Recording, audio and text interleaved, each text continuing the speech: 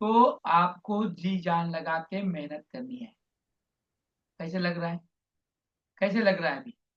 अगर आपको इसी ट्रिक में, इसी इवेंट में, इवेंट है फरवरी का सेटेट वाला, और इसी अटेम्प्ट है आपका फर्स्ट हो या फिर लास्ट हो, इसी में आपको अगर क्वालिफाई होना है तो जी जान लगा के मेहनत करो।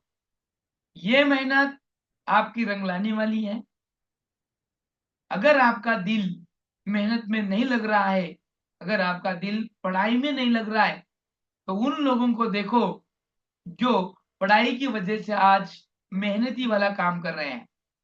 फिर वो हमारा घर बनाने वाला मिस्त्री हो या उसके हाथ नीचे काम करने वाला लेबर हो, ये सिर्फ पढ़ाई की वजह से आज वहां है। अगर आपको पढ़ाई में मन नहीं लग रहा है तो उन लोगों को याद करो जो तुम्हारे से पीछे हैं, और तुम लोग सिर्फ उनसे आगे इसलिए कि तुमने मेहनत अच्छी की है, जी जान लगा रहे हैं। अगर आपको अच्छी लगन से, अच्छी उम्मीद से, जिद से काम करना है, तो आपको या और आपके पास एक डेली रूटीन होना चाहिए जो आप बहुत ही बेहतरीन तरीके से कर सकते हैं। तो ये बेहतरीन तरीके से जो काम करने का जो नजारा है, वही आपको यहाँ पर मिलेगा आफ्टर 8 फरवरी के बाद। आप टीचर हैं, आप परमानेंट वाले टीचर हैं, आप टेम्पररी वाले टीचर हैं, आप स्टूडेंट हैं, ये यहाँ पर मैटर नहीं करेगा। यहाँ पर मैटर ये करेगा जो कम से कम समय में ज्यादा से ज्यादा पढ़ाई करेगा वही जीतेगा। अभी आप टेस्ट में कितने मार्क ले रहे हैं, इट इज नॉट इम्पोर्टेंट। आप किस तरह से उसको देख रहे हैं, किस तरह से सॉल्व कर रहे हैं, और किस तरह से आपने रणनीति बनाई है क्वालिफाई होने के लिए, वही आपके लिए बेहतरीन से बेहतरीन होगा। मैं क्या बता रहा हूं, आपके समझ में आ रहा है कि आपके समझ से बाहर जा रहा है? क्या सब ये लोग? समझ आ रहे। रहा है। समझ में आ रहा है? तो आपके समझ में आ रहा है तो क्या समझ में आया आपके? It is important. क्या समझ में आया? बिल्कुल भी वक्त नहीं है सर, जोर से पढ़ाई करना शुरू करना चाहिए। Yes. और आपके लिए इंफॉर्मेशन ये भी देता हूं मैं कि अब तक हमने 2 और 3 टाइम टेबल को फॉलो किया है। अब नेक्स्ट वाला टाइम टेबल होगा ये थर्ड वाला, जो बहुत ही इंपॉर्टेंट, और इसमें चेंजिंग होंगे हमारे पढ़ाई के। हमारे पढ़ाई के लिए बहुत सारे चेंजेस इस हफ्ते में करने हैं, और इस 15 दिन में, यानी हमें कम से कम 15-20 तारीख तक हमारा जो शेड्यूल है उसको अलग तरीके से घुमाकर हमें focus on paper, on study पे ही करना है। नोट्स के प्रिपरेशन और उसके बारे में जोर से पढ़ाई ही सबसे बेहतरीन है। उसके अलावा कुछ भी नहीं हो सकता। हमारे पास अंतिम और अंतिम ही एक ही प्रयास है, और एक ही प्रयास रहेगा जिसका नाम है पढ़ाई। पढ़ाई के बगैर हम कुछ भी नहीं कर सकते और कुछ भी हासिल करने वाले नहीं है। तो हमारे पास बहुत इंपॉर्टेंट वक्त है। इंपॉर्टेंट वक्त के साथ हम सिर्फ इतना ही करने वाले हैं जो हम इसी अटेम्प्ट में 8 फरवरी के पेपर में क्वालिफाई होने वाले हैं। सो रेडी हो जाओ, डट के रहो, डट के मेहनत करो। मेहनत इतनी करो, इतनी करो कि सक्सेस शोर मचाए। आपको शोर मचाना नहीं है, आपके सक्सेस को शोर मचाना है, और वो रहेगा आप सीटेट में क्वालिफाई होना। ओके। तो आज हम वो नया टॉपिक देखने वाले हैं जिस पे हमारा पूरा काम चलता है। मानव इतर प्राणी से अलग इसलिए है, मानव इतर प्राणी जाति से अलग इसलिए है क्योंकि हमारे पास बुद्धि है, बराबर। और वो बुद्धि और प्राणी मात्राओं से थोड़ी ज्यादा है। ओके। तो ये जो बुद्धि है, इस बुद्धि की वजह से आदमी, इंसान सोशलाइजेशन में गया। इसी के वजह से उसने बहुत सारी डेवलपमेंट की, अपने खुद के इम्प्रूवमेंट के लिए, अपने खुद के विकास के लिए उसने बहुत सारे तंत्रज्ञान को विकसित किया, और बहुत सारे लोगों को उसने अपने लिए हेल्पफुल बनाया। और ये वाला आदमी जो है वो कमाल है ब्रेन का। अब ये जो ब्रेन होता है, जो बुद्धि होती है, ये दिखती है?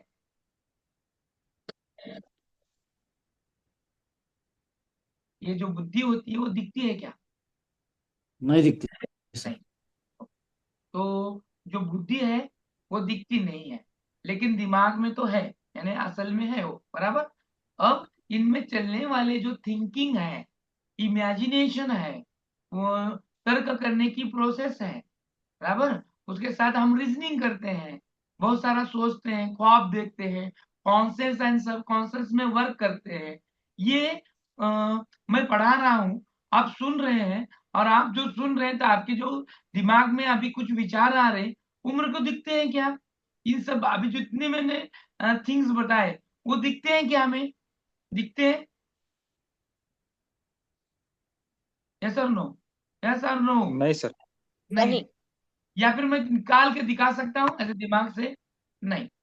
तो ये जो नहीं। है, ये बुद्धि है, ये अब्स्ट्रैक्ट है, जिसको हम अमृत कहते हैं, बराबर। ये बुद्धि अमृत है, थिंकिंग अमृत है, जिसको हम क्या कहेंगे? अब्स्ट्रैक्ट थिंग्स, बराबर। अब यहाँ पर देखो, बुद्धि का निर्माण कैसे हुआ, बुद्धि किसे कहेंगे, साथ ही साथ बहुआयामी बुद्धि किसे कहना है, जिसको मल्टी डायमेंशन इंटेलिजेंस कहते हैं। अब देखो, एक रिसर्च से ये कहा गया है, एक रिसर्च से ये कहा गया है कि मर्द से ज्यादा औरतें सोती हैं, मर्दों से ज्यादा औरतें सोती हैं। यस और नो? राइट और रॉन्ग? और ये ऐसे वैसे लोगों ने बताया नहीं है, ये हार्वर्ड यूनिवर्सिटी का जो एक सर्वे था, उसी में बताया गया है कि मर्द से ज्यादा औरतें सोती हैं, और उसका उन्होंने रीजन भी बताया। आपको क्या लगता है? आपको क्या लगता है, सही है गलत है? Sir as compare to man women's multitasking काम करते एट ए टाइम, दो दो तीन तीन काम कर सकते, तो उनका दिमाग जल्दी थक जाता है, तो उसके हिसाब से उनको ज्यादा सोना चाहिए। सोना चाहिए? सोना चाहिए नहीं है। नींद नींद ज्यादा नींद की आवश्यकता है। हम्म, अ, उनके दिमाग के जरूरत से ज्यादा। आवश्यकता नहीं है मैडम, असल में वो सोती है, इसीलिए आवश्यकता नहीं है। अब देखो, मर्द से ज्यादा औरतें क्यों मल्टीटास्किंग होती हैं? सुबह में अर्ली मॉर्निंग उठना, बराबर। अर्ली मॉर्निंग उठने के साथ खुद से ज्यादा अपने बच्चे, अपने हस्बैंड, अपने सास ससुर, इनकी फिक्र करना, बराबर। इनकी फिक्र करते हुए हर एक को उसके उसके मनपसंद का, उनके उनके इनका ख्याल करते वक्त वो औरत खुद की ओर ध्यान नहीं दी, बराबर। अर्ली मॉर्निंग बच्चों को स्कूल भेजने का वक्त होता है, उसी वक्त सभी का चाय पीने का भी वक्त होता है, बराबर। अब सबको चाय देना है, सबको जो कुछ चाहिए वो देना है, खुद को प्रिपेयर करना है, हाँ, बच्चों का टिफिन तैयार करना है, बच्चे की स्कूल बैग को पैक करना है, बच्चों की स्कूल बस आ रही है इसीलिए वो घड़ी पर नजर है, चाय बनाने के लिए स्टोव पे गैस पे चाय रखा है, साथ में बच्चे को उठाने की कोशिश चल रही है, उसको ब्रश करने के लिए कह रहे हैं, ससुर जी उतने में बोल रहे हैं पेपर कहाँ है, हाँ, हस्बैंड बोल रहा है मेरा रुमाल कहाँ है, ये सब ध्यान दे रही है, और इतने में वहां पर उसके किचन में काम भी चल रहे हैं। तो एक ही वक्त एक ही इंसान मल्टीटास्किंग काम कर रहा है, हर एक जगह वो काम कर रहा है। तो इतने सारे काम करते वक्त ब्रेन एक ही काम नहीं कर रहा है, मोर देन काम कर रहा है। तो वो क्या हो गया? एंगेज हो गया। वो इतना एंगेज हो गया, इतना एंगेज हो गया कि वो काम तो कर रहा है, स्पिरिट तो आ रहा है, लेकिन आफ्टर कोई भी काम कितने देर करेगा? तो मोर देन वो घंटा, 2 घंटे, 3 घंटे, 4 घंटे। उसके बाद क्या होता है? थकान महसूस होती है, और वो ब्रेन थक जाता है। कौन थक गया? ब्रेन थक गया। इसीलिए वो रेस्ट चाहता है, इसीलिए सोता है। इसीलिए हार्वर्ड यूनिवर्सिटी ने जो कहा वो सही था, उसका कारण भी यही है कि औरतें मर्दों से ज्यादा मल्टीटास्किंग होती है, इसीलिए वो क्या करती है? थकती ज्यादा है। अब ये जो हमारी ब्रेन है, आपको पता है? आपको पता है क्या? हमारा जो ब्रेन होता है, ये 2 टाइप्स के होते हैं, बराबर। मेमोरी होती है, उसमें सोचना, और सोचने के साथ हम उसको स्टोर भी करते हैं, उसको हम क्या करते हैं? मेमोरी। 2 टाइप ऑफ मेमोरी, एक long term and short term, बराबर। जो कमी कालावधि में रहती है, जिसकी जरूरत कम होती है, उसको हम उतनी ही कालावधि के लिए वहां पे स्टोर करते हैं, उसके बाद छोड़ देते हैं। फॉर एग्जाम्पल पहली कक्षा की पढ़ाई, टीटी की पढ़ाई, सीटीटी की पढ़ाई।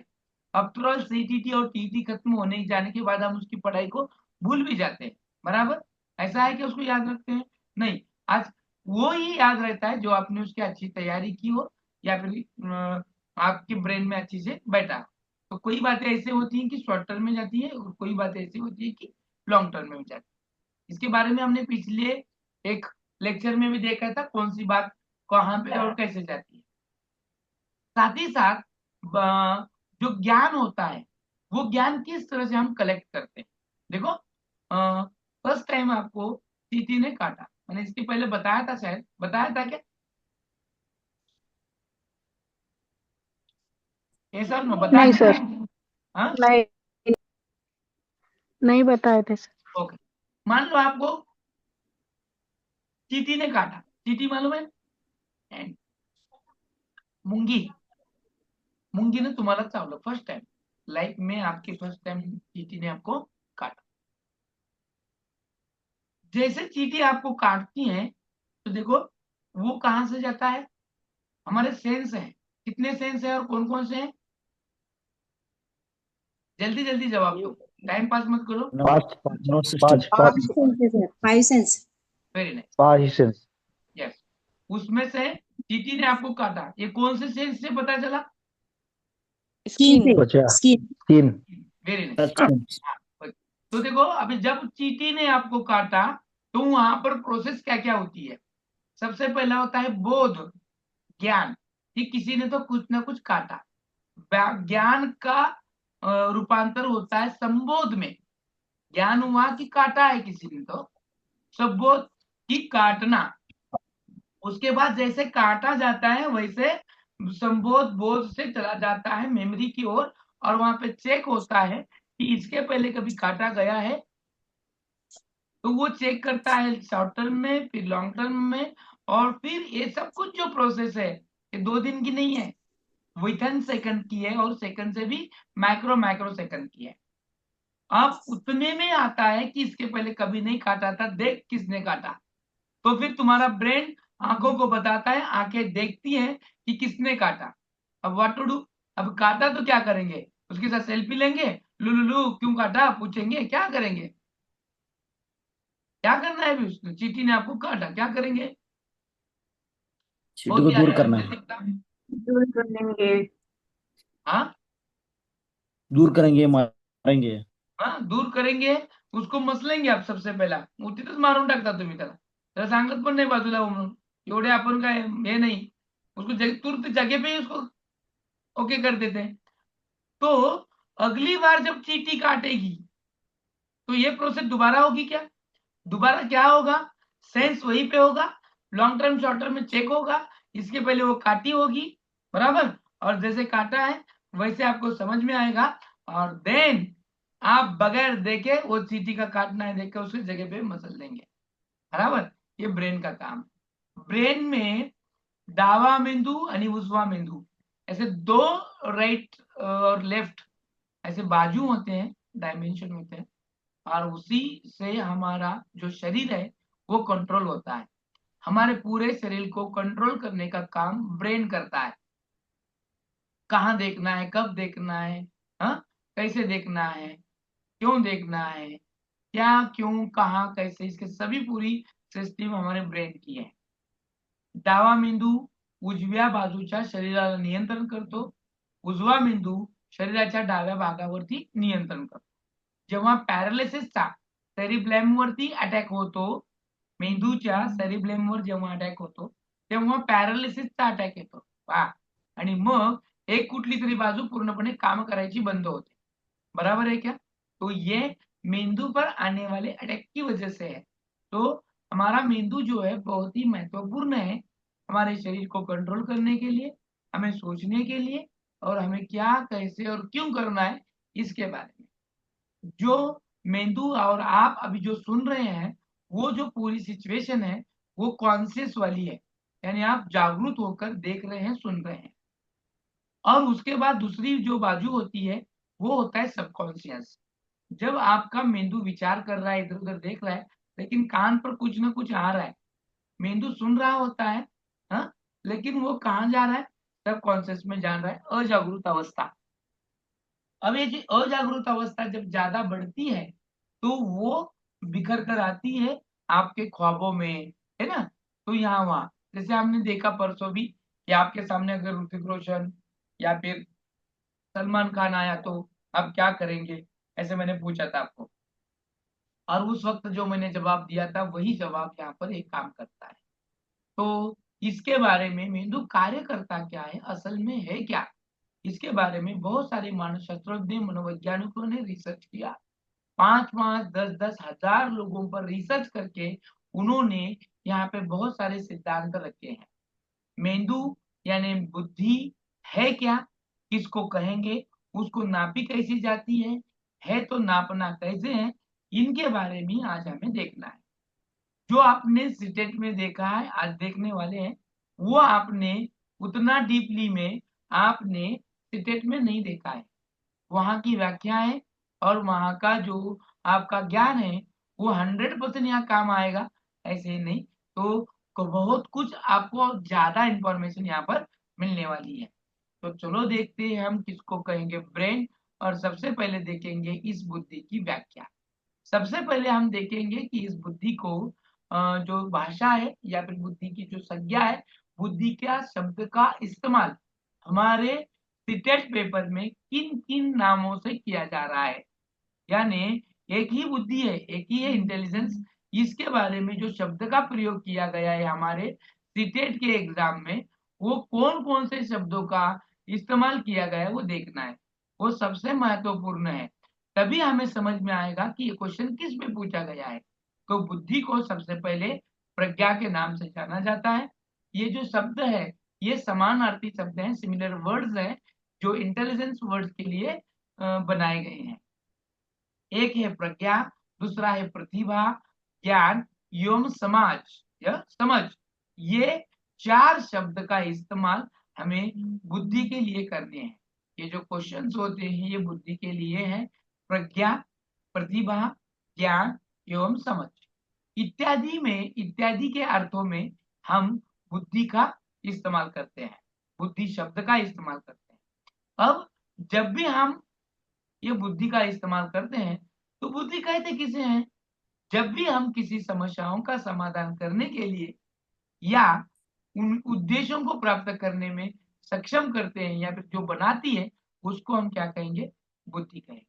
बराबर, जो भी कुछ समस्या का समाधान करने के लिए जो खोजती है वो बुद्धि है। जो भी कुछ हमारे टारगेट्स होते हैं, एम्स होते हैं, उसको प्राप्त करने के लिए हम जो सक्षम बनते हैं या फिर उसको बनने की कोशिश जिसके माध्यम से करते हैं वो होता है ब्रेन, वो होता है बुद्धि। व्यक्तित्व का मुख्य निर्धारक है, हमारे पर्सनैलिटी का सबसे बहुत ही नॉर्म्स, बेहतरीन नॉर्म जो है वो है ब्रेन। मेन नॉर्म्स जो हमारी पर्सनैलिटी को बनाता है। वाह क्या होशियार है, वाह क्या ब्रेव, जो हम वर्ड का इस्तेमाल करते हैं ना, तू होशियार कितनी है, तो कितनी बारी है, तो अमुक है तमुक है, इन शब्दों का जब हम इस्तेमाल करते हैं, वो शब्द का जो इस्तेमाल है या फिर किया गया है वो उसके पर्सनालिटी के लिए ही किया जाता है। तो ये सबसे महत्वपूर्ण वर्ड्स हैं जो हमारे पर्सनालिटी को नापा जाता है। ओके, तो इसके बाद जो महत्वपूर्ण है कि हमारी जो एबिलिटी होती है, हमारे जो विचार होते हैं, हमारी जो योग्यता होती है, वो हमारी इसी बुद्धि से समझ में आती है। बराबर, जैसे मैंने पहले भी बताया, देखो जब हमारा मुंह का शटर खुलता है, जब बात बाहर निकलती है तो पता चलता है कि दुकान सुनार की है कि लोहे की दुकान की या भंगार वाले की है। ऐसा नो, बराबर है कि नहीं, हमारे बातों से ही पता चलता है कि तुम किस लेवल के हो, तुम भंगार वाले हो या फिर कौन हो, सुनार हो, ये पता उसी तरह से तुम्हारी एबिलिटी पे पता चलती है बुद्धि से। तो ये महत्वपूर्ण फैक्टर है हमारी एबिलिटी को, हमारी योग्यताओं को और हमारी पर्सनालिटी को नापने का सबसे बहुत ही बेहतरीन नाम। और ये जो ब्रेन है या फिर ये जो बुद्धिमत्ता है ये जन्मजात वाली शक्ति है, ये निसर्ग की देन है, ये वंश से आई हुई परंपरा है जो हमें मिलती है। और ये जो वंश से आई परंपरा है, इसको सपोर्ट करने के लिए, उसको उसकी योग्यता तक लेके जाने के लिए सबसे महत्वपूर्ण भूमिका होती है उसके वातावरण की, उसके परिवेश की। और वो परिवेश ही उस ब्रेवर विद्यार्थी को या फिर व्यक्ति को उसकी उच्चतम दशा को लेके जाता है। अगर मानो तुम कितने भी बुद्धिमान हो, लेकिन वैसे ही तुमको परिवेश नहीं मिला, तो तुम बुद्धिमान होने के बावजूद भी निचले स्तर पे जा सकते हो। तो इसी वजह से बुद्धि जन्मजात तो है, वंशानुक्रम से तो आती है, साथ में उस पर परिवेश का भी असर होता है। अब हमें देखना है कि ये जो बुद्धि होती है, इसमें डायमेंशन होते तो कितने हैं? इसमें सबसे महत्वपूर्ण ये है, इसमें 3 डायमेंशन होते हैं। बुद्धि के मुख्य 3 पक्ष होते हैं, जो कार्यात्मक, संरचनात्मक और क्रियात्मक है। बरोबर? बोधात्मक, क्रियात्मक आणि भावात्मक जिस तरह से है, सेम उसी के नाम है, कार्यात्मक, संरचनात्मक और क्रियात्मक। ये 3 जो संज्ञा है, ये तो 3 पक्ष है। इन 3 पक्षों के वजह से बुद्धि हमें एक अलग किस्म से अपना खुद का एक व्यक्तित्व बनाती है। तो फिर इतना सारा तो हमने बुद्धि के बारे में देखा, लेकिन इसकी परिभाषा भी देखनी जरूरी है। तो बुद्धि होती क्या है? तो इसकी परिभाषा भी महत्वपूर्ण है, और इसकी परिभाषा बहुत सारे मनोवैज्ञानिकों ने की है, और उसी के हिसाब से देखेंगे कि बुद्धि किसे कहेंगे। सबसे पहली व्याख्या है वो है स्टर्निक, इसकी है स्टर्निक। आप में से कोई एक पढ़ेगा क्या इस स्टर्निक की व्याख्या को? क्या मैं खुद पढ़ूं? कोई यस, पढ़ेगा? पढ़ता हूँ। पढ़ो। बुद्धि व्यक्ति की वह सामान्य योग्यता है जिसके द्वारा वह सचेत रूप से नवीन आवश्यकताओं के अनुसार चिंतन करता है। इस तरह जीवन की नई समस्याओं एवं स्थितियों के अनुसार अपने आप को ढालने की सामान्य मानसिक योग्यता बुद्धि कहलाती है। यानी स्टर्न क्या कहता है? नवीन आवश्यकता, आवश्यकता यानी नीड्स, मतलब उसको जो जरूरत है वो, उसके अनुसार हम जो चिंतन करते हैं, और जो भी कुछ जीवन में नई समस्या आती है, और उस स्थिति के अनुसार हम आपको खुद को डालते हैं, समायोजन कराते हैं। हाँ, ये समायोजन कराने के लिए जो स्तर काम करता है, उसी को बुद्धि कहते हैं। जो फैक्टर काम करता है, उसी को क्या कहते हैं? बुद्धि कहते हैं। यानी एक तो ये जनरल एबिलिटी है, और वो जनरल एबिलिटी ये काम करती है कि हमें जो भी चीज की नीड है, वो नीड के बारे में जब हम सोचते हैं, चिंतन करते हैं, तर्क करते हैं, हाँ, और वो करने के लिए जो यहाँ आपको कैपेबल बनाती है, वो है बुद्धि। वो कौन है? बुद्धि है। तो इसके बारे में स्टर्न ने नवीन आवश्यकताओं के अनुसार चिंतन करना, और नई जीवन की नई समस्याओं एवं स्थितियों के अनुसार अपने आप को डालने की सामाजिक मानसिक योग्यता ही बुद्धि कहलाती है। यही उसने बहुत ही बेहतरीन व्याख्या। अगली है पिटर्न के अनुसार। कौन पढ़ेगा? पिटर्न क्या? मैं पढ़ती हूँ सर। सर मैं ही पढ़ू क्या? ये पढ़ने दो, मोटी मैडम को पढ़ने दो, अगली आप पढ़ो। मड्डी जीवन पीटर के अनुसार जीवन के अपेक्षाकृत नवीन परिस्थितियों से अपना सामंजस्य करने की व्यक्ति की योग्यता ही बुद्धि है। ओके, तो देखो पिटर्न की क्या कहता है? जीवन की अपेक्षा खुद, हम कुछ भी जिस वक्त के बारे में अपेक्षा करते हैं, वो नई परिस्थितियों से अपना सामंजस्य करने की व्यक्ति की योग्यता, यानी हम जिस हालत में हैं, उस हालत को खुद को डालने के लिए जो योग्य बनाता है, वो बुद्धि कहलाती है। आपको बनाऊं, मैं बताऊं अपेक्षाकृत जो होता है, हमने सोचा होता है कि आज 7 बजे सर का क्लास है और मैंने बराबर अटेंड करूंगा, ये आपकी अपेक्षा होती है। लेकिन एंड वक्त कुछ ना कुछ काम निकल आता है, और आपके पर ऐसा कुछ होता है कि आप उस लेक्चर को, उस चीज को अटेंड ही नहीं कर पाते, या फिर करना नहीं होता है, कुछ ना कुछ दिक्कत आती है। फिर भी आप उसी में से खुद को डालकर वो लेक्चर को अटेंड रहने के लिए कोशिश करते हैं। तो आप क्या किया? आपने क्या किया? किस चीज का इस्तेमाल किया?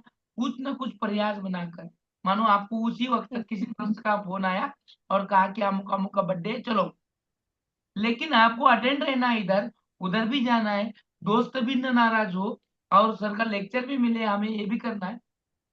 इस सिचुएशन को आप जिस सोच से ढालते हैं, जिस परिस्थितियों से, जिस समायोजन पद्धतियों से उसको हैंडल करते हैं, वो हैंडल करने वाली जो चीज होती है वो बुद्धि होती है, उसी को ही बुद्धि कहते हैं, ये पिटरमैन ने कहा है। अगली है रायबर्न के अनुसार, अब कौन पढ़ेगा? अभी तो कहा था ना किसने, मैं पढ़ूंगी सर। सर मैं पढ़ू क्या? हाँ पढ़ो मिस बात। हेलो। रायबर्न के अनुसार बुद्धि वह शक्ति है जो हमें समस्याओं का समाधान करने और उद्देश्यों को प्राप्त करने की क्षमता देती है। बराबर। बुद्धि जो है वो एक बहुत ही ऐसी पावर है, वो इतनी बड़ी पावर है कि हमारी जो भी कुछ समस्या होती है उसको हम समाधान करते हैं, और समाधान कर कर हमारे जो भी कुछ उद्देश्य होते हैं उसको उद्देश्य हम क्या करते हैं, प्राप्त। जैसे कि आपकी भी बहुत सारी समस्याएं थी, जैसे कि सीटेट क्वालिफाई होना है, सीटेट का फॉर्म निकला, फिर उसके बाद कौन कहाँ कैसे ट्यूशन लेगा, तो उस समस्याओं को जब सॉल्व करने के लिए आपने जिस चीज का इस्तेमाल किया वो थी ब्रेन। फिर आपने फॉर्म फिलअप किया, तो अच्छे वाला ट्यूशन सर्च किया और उसमें आपने क्या किया, एनरोल किया, अब पढ़ाई कर रहे हैं। इस सब के लिए आपको जो सपोर्ट कर रहा है और जो आप में वो कैपेबिलिटी है, और वो कैपेबिलिटी देने वाला जो स्टार है वो है ब्रेन। रायबर्न ने बहुत ही अच्छी से इस व्याख्या का आयोजन किया या फिर उसकी परिभाषा की कि समस्याओं का समाधान करने, जिस चीज को या फिर जिस चीज का हमें वो क्षमता देती है वो क्षमता ही क्या कहलाती है, बुद्धि कहलाती है। ये बहुत ही बेहतरीन व्याख्या उन्होंने की है। अगली व्याख्या है, कौन पढ़ेगा? अभी सबको मिलेगा चार, देखो जो बच्चे हैं या फिर जिन्होंने नहीं पढ़ा वो पढ़े, कौन पढ़ेगा? यस सर, मैं पढ़ता मी सर। सर हाँ तैयब सर, हाँ, एक 5 मिनट लिंक ओपन करा. के लिए ना मीटिंग लॉक करू ओके की सर, अनलॉक करू का? अनलॉक करू? अनलॉक अनलॉक करा सर, 5 जण आहेत मीटिंगला. ओके ओके ठीक. चला बाकीचे बोला. वुड्रो के अनुसार बुद्धि ज्ञान अर्जन कर हेलो हाँ हेलो। वुडवर्थ के अनुसार बुद्धि कार्य करने की एक विधि है। ओके, वुडवर्थ के अनुसार बुद्धि कार्य करने की एक विधि है। ये बुद्धि जो है ये कार्य करने की विधि है, सिस्टम से कार्य करती है, जो भी कुछ एक सीक्वेंस है, स्टेप बाय स्टेप, एक काम जो कराती है। हाँ, हम जो काम करते हैं, जो सोचते हैं, चलना फिरना उठना बैठना खाना पीना, जो भी कुछ कार्य करते हैं आप, वो कार्य करने वाला जो कराने लगा कराता है वही कौन है, बुद्धि है। इस तरह से व्याख्या करने वाला उर्वरक है, कार्य करने की विधि। विधि यानी जो सिस्टम है, मेथड है, उसको उन्होंने क्या कहा, बुद्धि। अगली व्याख्या है, पढ़ो वुड्रो की, कौन पढ़ रहा है? पढ़ो, मैं आपको मौके दे रहा हूँ, हाँ पार्टिसिपेट होने का। बुद्धि ज्ञान के अर्जन करने की क्षमता है। नहीं नहीं, जिनने पढ़ा है वो नहीं पढ़ेगा अभी, जिन्होंने नहीं पढ़ा है हेमोन के अनुसार सर मैं पढ़ू। हाँ हेमोन के अनुसार बुद्धि में मुख्य तत्व होते हैं ज्ञान की नहीं पढ़ा क्षमता, ना, निहित ज्ञान। वुड्रो की नहीं पढ़ी आपने? उड्रो के अनुसार अभी पढ़े ना सर, उड्रो पढ़ा क्या? एक सर ने पढ़ा था। हाँ यस। बुद्धि ज्ञान अर्जन करने की क्षमता है, ठीक है, तो आप कौन सी पढ़ रहे हैं? हेमोन की पढ़ रहे हैं, ठीक है, मैं उसको। हेमोन यस। हेमोन के अनुसार बुद्धि में मुख्य तत्व होते हैं ज्ञान की क्षमता एवं निहित ज्ञान। ओके, अब देखो मुड्रो की ओर से फिर नीचे आएंगे। मुड्रो क्या कहता है? बुद्धि ज्ञान अर्जन करने की क्षमता है। अर्जन मीनिंग मैंने बताया था, इस शब्द को मैंने पहले ही बताया था। अर्जन का मीनिंग क्या है बताओ चलो? प्राप्त करना। Very nice. प्राप्त करना। प्राप्त करना, संपादन करना, ग्रहण करना, इसको हम क्या कहते हैं? अर्जन करना। तो जब ज्ञान को हम अर्जन करते हैं, ग्रहण करते हैं, संपादित करते हैं, वो संपादित करने की जो कैपेबिलिटी, जो क्षमता जो है, वो है बुद्धि। जो मैं बता रहा हूं आपको, जो आप अंडरस्टैंड करके ले रहे हैं, वो कौन करा के ले रहे हैं? तुम नहीं कर रहे हो, वो कौन करा के ले रहा है? बुद्धि करा के ले रही है। ऐसे कौन कहता है? विड्रो करता है, बराबर। तो बुद्धि ज्ञानार्जन करने की क्षमता है। उसके बाद की जो थी हेमॉन की, हेमॉन ने बहुत ही बेहतरीन व्याख्या कि बुद्धि में मुख्य तत्व होते हैं। हाँ, कौन कौन से हैं? ज्ञान की क्षमता, तो ज्ञान को पाने की कैपेबिलिटी एवं निहित ज्ञान जो है असल में, उस ज्ञान को प्राप्त करना है, उसकी क्षमता और जो प्रॉपर ज्ञान है, नॉलेज है, उसको पाने की, ये बुद्धि में तत्व है। और मालूमात कराना और असल में मालूमात लेना, ये सब जो काम करता है वो बुद्धि है, ये तत्व है, इसमें ये प्रिंसिपल्स है। ये कौन बता रहा है? ईमान। अगली है थर्मोडाइक की, अब पढ़ो, जिन्होंने नहीं पढ़ा है वो पढ़ेंगे। सत्य या तथ्य के दृष्टिकोण, थॉर्नडाइक के अनुसार सत्य या तथ्य के दृष्टिकोण से उत्तम प्रतिक्रियाओं की शक्ति ही बुद्धि है। Very nice. सत्य या तथ्य के दृष्टिकोण, सत्य और तथ्य, बराबर। तथ्य का मतलब है फैक्ट, बराबर। सत्य मतलब ट्रुथ, जो है असल में, है ना। और फैक्ट यानी तथ्य के दृष्टिकोण से उत्तम प्रक्रियाओं की शक्ति ही बुद्धि है। जो असल में है और उसके पीछे कुछ ना कुछ फैक्ट है, इसके बारे में जो कुछ अप्रोच रखते हैं हम, उत्तम से उत्तम, और उसके बारे में जो फीडबैक देता है, और वो जो शक्ति फीडबैक देने वाली, वो है ब्रेन। उसको ही कहते हैं हम बुद्धि, बराबर। उसको ही हम क्या कहते हैं? बुद्धि। ऐसी जो व्याख्या की है वो किसने की है? थॉर्नडाइक ने की है। सत्य या तथ्य के दृष्टिकोण से उत्तम प्रतिक्रियाओं की शक्ति ही बुद्धि है। और अब लास्ट वन जो है काल्विन की, कौन कहेगा, कौन पढ़ेगा? कॉल्विन के कॉल्विन अनुसार यदि व्यक्ति ने अपने वातावरण से सामंजस्य, पिक्चर दिख रहा नहीं सर? नहीं दिख रहा हेलो, सर? आप लैपटॉप थोड़ा में। इसको ये करो, अनजूम करो, इधर से दिख रहा है, इधर से थोड़ा नीचे ऊपर करो डिस्प्ले हाँ, को, एक मिनट। कम ज्यादा करो। कॉल्विन के अनुसार यदि व्यक्ति ने अपने वातावरण से सामंजस्य करना सीख लिया या सीख सकता है तो उसमें बुद्धि है। Very nice. अभी कॉल्विन ने बहुत बेहतरीन और आसान तरीके से व्याख्या की है। ये क्या कहता है बंदा, देखो, यदि व्यक्ति ने अपने वातावरण, वातावरण यानी एटमोस्फेयर है, हम जहाँ रहते हैं, आजू बाजू का जो कुछ वातावरण है, उस वातावरण से सामंजस्य। What is meaning of the सामंजस्य? मैंने पहले बताया, देखो इस वर्ड को, इस वर्ड की मीनिंग को मैंने आपको बताया था। What is meaning of the सामंजस्य? अंडरस्टैंडिंग। हाँ, एडजस्ट। Yes, adjustment. हाँ, और उसको ये करके क्या करना है? एडजस्ट करके सीख रहा है, खुद को ढाल रहा है। और वो ढालने के लिए जो कुछ तुम्हें तैयार करता है, वो है कौन? वो कौन है? बुद्धि है। हमारे वातावरण से बहुत कुछ सीखते हैं हम, हाँ, और खुद को डालते हैं, एडजस्टमेंट करते हैं। हाँ, अब आप खुद को कितना एडजस्टमेंट कर रहे हैं, देखो, अब कितना एडजस्टमेंट आप खुद कर रहे हैं।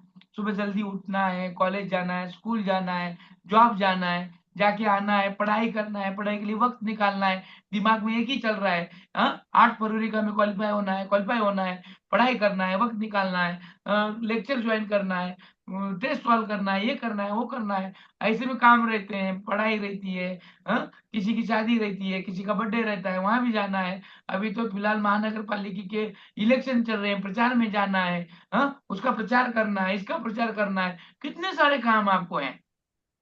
इन कामों में से आप खुद के लिए वक्त निकाल रहे हैं, उस वातावरण से आप क्या करते हैं? एडजस्ट कर रहे हैं, और कुछ ना कुछ नया सीखने की कोशिश कर रहे हैं, और उस सीखने की जो कोशिश हो रही है वही बुद्धि है। इस तरह से काल्विन ने बहुत ही बेहतरीन तरीके से इसकी डेफिनेशन, इसकी परिभाषाएं की हैं। अब देखना है सबसे महत्वपूर्ण है, वो है टाइप ऑफ इंटेलिजेंस, बुद्धि के प्रकार, 3 टाइप्स ऑफ इंटेलिजेंस। और ये जो इंटेलिजेंस के प्रकार है, ये 3 है। और ये जो 3 है, ये बताए हैं ई.एल. थर्नोडाइक ने। किसने बताए हैं? ई.एल. थर्नोडाइक ने बताए हैं। और इनके जो प्रकार हैं, कौन भी एक पढ़े, अभी तक जिसने नहीं पढ़ा था उसने ये प्रकार पढ़ना है। बुद्धि के 3 प्रकार पढ़ो, जिसने नहीं पढ़ा था वो पढ़ेगा। सामाजिक सामाजिक बुद्धि, अमूर्त बुद्धि, मूर्त बुद्धि। Very nice. 3 types of intelligence. बुद्धि के प्रकार जो हैं ईएल थर्नोडाइक ने बताए, 3 प्रकार बताए हैं। उसमें सामाजिक बुद्धि होती है, अमूर्त बुद्धि होती है और मूर्त बुद्धि होती है। बराबर। अब इसको हमें सोचना है, ये आपके लिए आईएमपी है। क्या है ये आपके लिए? आईएमपी है। अब इसको आपको ठीक से ध्यान देना है, क्योंकि क्वेश्चन इस तरह से पूछा जाता है कि मानो एक वकील है, तो उसके पास निम्न में से कौन सी प्रकार की बुद्धि है? एक शिक्षक है, उसके पास कौन सी प्रकार की बुद्धि है? हाँ, एक नेता है, उसके पास कौन सी प्रकार की बुद्धि है? हाँ, इस तरह के क्वेश्चंस आपको पूछे जाएंगे, या फिर ये टाइप की बुद्धि किस में होती है और ये कौन सी प्रकार की है, इस तरह के क्वेश्चंस पूछे जाते हैं। तो हमें सबसे पहले पहचान के लेना है। बराबर। अभी हमने टीईटी में अलग प्रकार देखे थे, बराबर, और यहाँ पर हम जो देख रहे हैं अलग प्रकार देख रहे हैं। तो वो जो पहले देखे थे, सुने थे, उसको यहाँ पे मिक्स नहीं करना है। यहाँ पर हमें ये टाइप्स को याद रखना है, इसको ही फिक्स करना है, और इसी टाइप को ही आपको एग्जाम में आएंगे। तो ये वाले आपके लिए बहुत ही इंपॉर्टेंट है। अब देखो, समाज में किस तरह से रहना है, समाज में किस तरह से नहीं रहना है, ये कौन तय करता है? कौन तय करता है समाज में कैसे रहना है, कैसे नहीं रहना है? बुद्धि। समाज। Wow, very nice answer. समझता है। Very very nice. अब ये समाज तो कौन है? हम खुद और लोग। Yes, very nice. हम और हमारे लोग, बराबर। अब देखो, समाज में क्या करना चाहिए, क्या करना, ठीक से आंसर दो। और ये बहुत ही बेहतरीन आंसर है। क्या करना चाहिए समाज में? समाज के अनुसार रहना चाहिए। समाज के मुताबिक रहना चाहिए। नहीं, मेरा आंसर ठीक से सुनो। मेरे ही क्वेश्चन को मुझको ही मत फिराओ। मैंने पूछा समाज में क्या करना चाहिए। समाज में क्या करना चाहिए, इसका मतलब समाज जो चाहता है वो क्या चाहता है वो बताओ खाली। वो क्या चाहता है समाज? समाज को बेहतर बनाने के काम करना चाहिए सर। नहीं, अब बेहतर काम, क्या काम करना है वही पूछ रहा हूँ, मैं वही पूछ रहा हूँ। मेन सीधी बात। वो कौन समाज से, सेवा। हाँ, वो कौन सी तो एक एडवर्टाइज है, देखो चॉकलेट की है शायद। सीधी बात कुछ तो बोलते हैं ना वो। सर कौन सा एडवर्टाइज है वो, याद आएगी? सीधी बात आज तक। Mentos.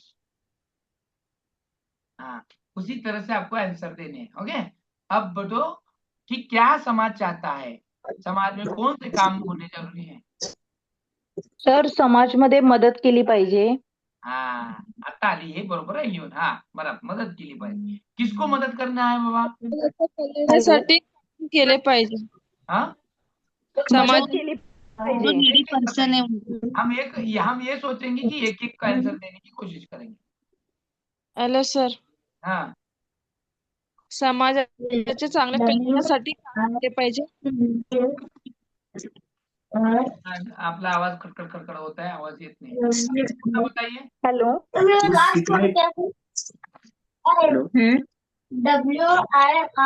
WIREL wireless wireless. Wireless. Wireless यहाँ नहीं बताना है। हाँ, सीखने के लिए, समस्या समाधान करने के लिए। सीखने के लिए, समस्या समाधान करने के लिए। Very nice. समाज। एन्व्हायरमेंट क्लीन रखना, एन्व्हायरमेंटची काळजी घेण्यासाठी. Very nice, very nice. Environment की काळजी लेना है, प्रामाणिक रहना है, अच्छा बोलना है, गालियां नहीं देना है, हमारा बिहेवियर अच्छा रखना है, आपस में प्रेम करना है, ना कि तकलीफ देना है, ना लड़ाई करना है, ना झगड़ा करना है, एक में को पीटना है, ना गाली देना है। बराबर।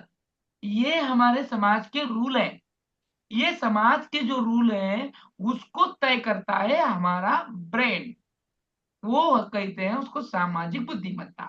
अब इस पर सबसे आसान क्वेश्चन और आसान जवाब। आप जिस तरह से घर में रहते हैं, आप जिस तरह से घर में रहते हैं, क्या उसी तरह से आप स्कूल में रहते हैं या जाते हैं? यस और नो? इतने ही नो आंसर। सर। नहीं सर। नहीं सर. आप जिस तरह से स्कूल जाते हैं, जिस हालत में स्कूल जाते हैं, क्या उसी हालत में आप कहीं बर्थडे पार्टी, शादी वगैरह जाते हैं? नहीं सर। आप नहीं सर। बर्थडे पार्टी वगैरह जाते हैं, करते हैं, रहते हैं, क्या उसी तरह से आप 5 स्टार होटल में जाएंगे? नहीं। Okay, very nice. क्या नहीं उसी सर। तरह से आप अमेरिका, जापान, इंग्लैंड जाएंगे? नहीं। नहीं। क्यों नहीं? क्यों? वाई? क्यों नहीं जाएंगे? क्या होगा? क्या होगा? हम हमारा अलग नजर यूनिफॉर्म आते अलग होता है, यूनिफॉर्म अलग होता है हमारा। वाह, यूनिफॉर्म वाला। क्या होगा अगर आप उसी हालत में जाएंगे, जैसे कि अभी मैंने कहा कि आप जिस तरह से घर में लोग रहते थे उसी हालत से उठकर अगर स्कूल चले गए तो क्या होगा? क्या होगा पूछा मैंने, क्या लोग होगा? मुलांचं पागल बघायचा बोलेंगे। दृष्टिकोन वेगळा समाज में असेल कुछ आपला। नियम है सर। यस, समाज के कुछ नियम। ओके, फिर क्या होगा उस समाज के नियम को? मुलांचं बघायचा दृष्टिकोन बदलेल सर आपल्याकडं। देखने का नजर। बच्चे बच्चे अनुकरण करेंगे सर। यहाँ बच्चा है तो मान लो आप जैसे अभी गांव में है, उसी हालत से अगर स्कूल जाएंगे, देखने वाले हंसेंगे कि नहीं हंसेंगे? हाँ, हंसेंगे पागल है सर। बराबर। के पूछेंगे, पागल है के पूछेंगे, हाँ, दिमाग पे पढ़ा है के पूछेंगे, है ना? तो ये रूल है कि समाज में बेहतर से बेहतरीन रहना है। समाज के रूल के पकड़ कर, जो अभी बताया ना किसी ने, रूल इंपॉर्टेंट है, तो वो रूल को पकड़ के ही जीना है। और वो रूल जो है सामाजिक बुद्धि कहलाती है। और इसी बुद्धि में कौन कौन आते हैं? इस समाज में प्रामाणिक रहना है, हर एक को हेल्प करना है, हाँ, और उसके रूल के मुताबिक रहना है, आपस में प्रेम करना है, आपस में अच्छा रहना है, लड़ाई झगड़ा नहीं करना है, मेरा मजहब नहीं करना है, धर्मनिरपेक्षता की भावनाओं से रहना है। इतने बहुत सारे नियमों का पालन करके हमें यहाँ पर रहना है। तो ये ईएल थर्नोडाइक ने जो टाइप्स बनाए हैं, ये टाइप्स इसी हिसाब से बनाए हैं। फिर ये सामाजिक बुद्धि, अमृत बुद्धि और मृत बुद्धि किस तरह की है, ये टाइप्स किस तरह से काम करते हैं और ये किन किन लोगों में होते हैं, वो अभी हमें देखना है। अब ये जो सामाजिक बुद्धि होती है, जो अभी मैंने बताया ना, वही है यहाँ पर। फिर भी मैं उसको यहाँ पर पॉइंट टू पॉइंट क्लियर कर रहा हूँ। अभी जितना भी मैंने बताया वो सब इसमें आते हैं। सामाजिक बुद्धि से तात्पर्य वैसी सामान्य मानसिक क्षमता से होता है जिससे सारे व्यक्ति अन्य व्यक्तियों की अच्छी तरह से समझता है, एक दूसरे को समझना। सामाजिक बुद्धि एक दूसरे को समझना, एक दूसरे का रिस्पेक्ट करना। बराबर, हम एक दूसरे का रिस्पेक्ट क्यों करते हैं समाज में? हाँ, हमें एक आध नेता या फिर नेता के काम अच्छे नहीं लगते, फिर भी हम अगर वो सामने हमें मिलता है तो हम उसके मुंह पर उसे अच्छा ही कहते हैं कि बुरा कहते हैं? एक आध नेता अच्छा। हमारे लिए कुछ अच्छा नहीं काम किया तो उसकी पीठ पीछे हम उसको बुरा कहते हैं, लेकिन मुंह पे क्या कहते हैं हम उसको? अच्छा कहते। अच्छा। हाँ, ये कौन बताया आपको? ये समाज की रीति है। हाँ, सामाजिक। क्या कहे अगर उसको बुरा लगा तो, है कि नहीं? और बुरा फिर मेरा काम करेगा कि नहीं करेगा, वगैरह वगैरह। ये सब हम सोचते हैं। और ये जनरल फैक्टर है, ये जनरल मेंटल एबिलिटीज है जो हमें करने से मजबूर होते हैं। सामाजिक संबंध, जो रिलेशनशिप होता है, उसको अच्छा करना है। बराबर, और समाज में हमारी प्रतिष्ठा ऊंची स्तर पर लेके जाना है। और ये लेके जाने का काम ये सोशल इंटेलिजेंस करता है। सामाजिक कौशल्य बहुत होते हैं, जैसे कि मैंने कहा ना, प्रामाणिक रहो, दूसरों की मदद करो, दूसरे की भावनाओं को समझो। कौन समझता है? महात्मा गांधी जी लोगों की दुख दर्द को समझने के लिए। आप लोगों में से बहुत लोगों को वो पसंद भी नहीं आएंगे, वो बात अलग है, लेकिन समझो, देखो और चाहो। क्या उन्हें, वो वैसे तो वकील थे, बूट सूट बूट में ही रहते थे, भारत में आए, नंगा फकीर उनको कहा गया। और ये नंगे क्यों हुए, या फिर वो आर्ध नंगा फकीर कहा गया ना, किसने कहा उनको आधा नंगा फकीर कहा गया? किसने कहा? ये कल सोच के और ढूंढ के मुझे बताओ। और ये जो है, उनको लोगों की तकलीफ देखनी थी, लोग कैसे रह रहे हैं, जी रहे हैं, उनको तकलीफों को समझने के लिए वो उसी हालत पर उनकी ही तरह के रहे। इसीलिए उनके में क्या था, वो एक स्किल था। बहुत सारे से लोग होते हैं जो क्या बोलते हैं, एनजीओ चलाते हैं, लोगों के दुख को तकलीफ को समझते हैं, हाँ, अंध फकीर इनकी मदद करते हैं, हाँ, लोगों के दुख को नहीं देखा जाता, वो सोशल बिहेवियर। अब देखो आप अगर सोलापुर में रहते हैं तो आपको पता होगा पत्रकार भवन वाला चौक पता होगा आपको, सुना एम्प्लॉयमेंट के ऊपर आने वाला चौक जो है वो पता होगा।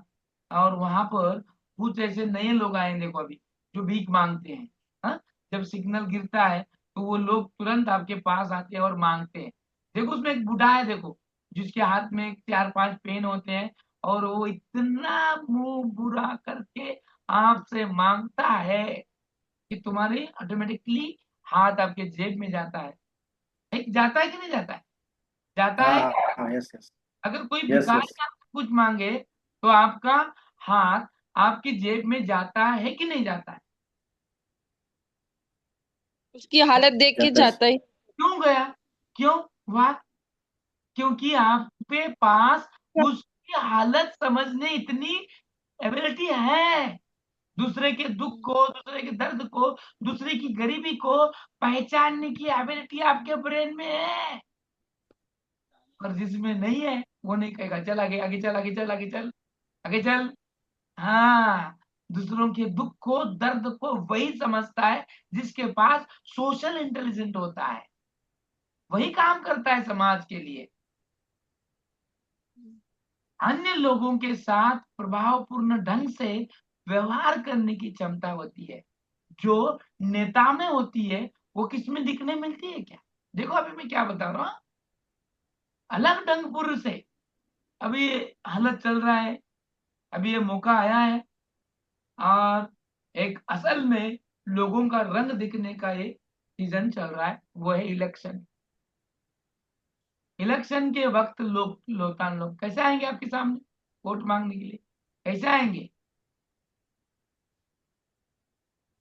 हाथ जोड़ फौज के। में हाथ जोड़कर सर। हाँ, हाथ हाथ जोड़कर क्या फौज में करेंगे? आएंगे। क्या करेंगे हाथ जोड़कर? हमें ही हमें ही वोट डालो, अच्छा करेंगे आपकी हाँ, अच्छा एरिया करेंगे। वगैरह वो Okay. कुछ देंगे कि नहीं देंगे आपके भलाई लिए? कुछ तोहफा देंगे कि नहीं? हाँ दे दो सर। हम लेंगे क्या तोहफा? वो तोहफा लेंगे क्या? नहीं सर, वैसे तो नहीं लेंगे। नहीं। हाँ, यहाँ पर मत कहो सर पूछ रहे हैं, सर रिकॉर्डिंग कर रहे हैं, सर इधर ऐप में डालते हैं, सोच समझ कर आंसर दे दो। यहाँ पर मत कहो, असल में भी वैसे करो। हमारी हम्म। कीमत बहुत ज्यादा है, हमारी ज्यादा कीमत है। आज गधे के बाजार में जाएंगे तो गधे की कीमत भी 1000-50,000 है। फिर हम गधे से भी कम कीमत वाले हैं क्या? 500 रुपए 1000 रुपए के देकर बिकेंगे? तो पैसे नहीं नहीं। लो, पैसा मत लो नहीं और मत देने के वक्त उसी को दो जो तुम्हारे काम आता है, जो अच्छा काम करेगा इस बारे में।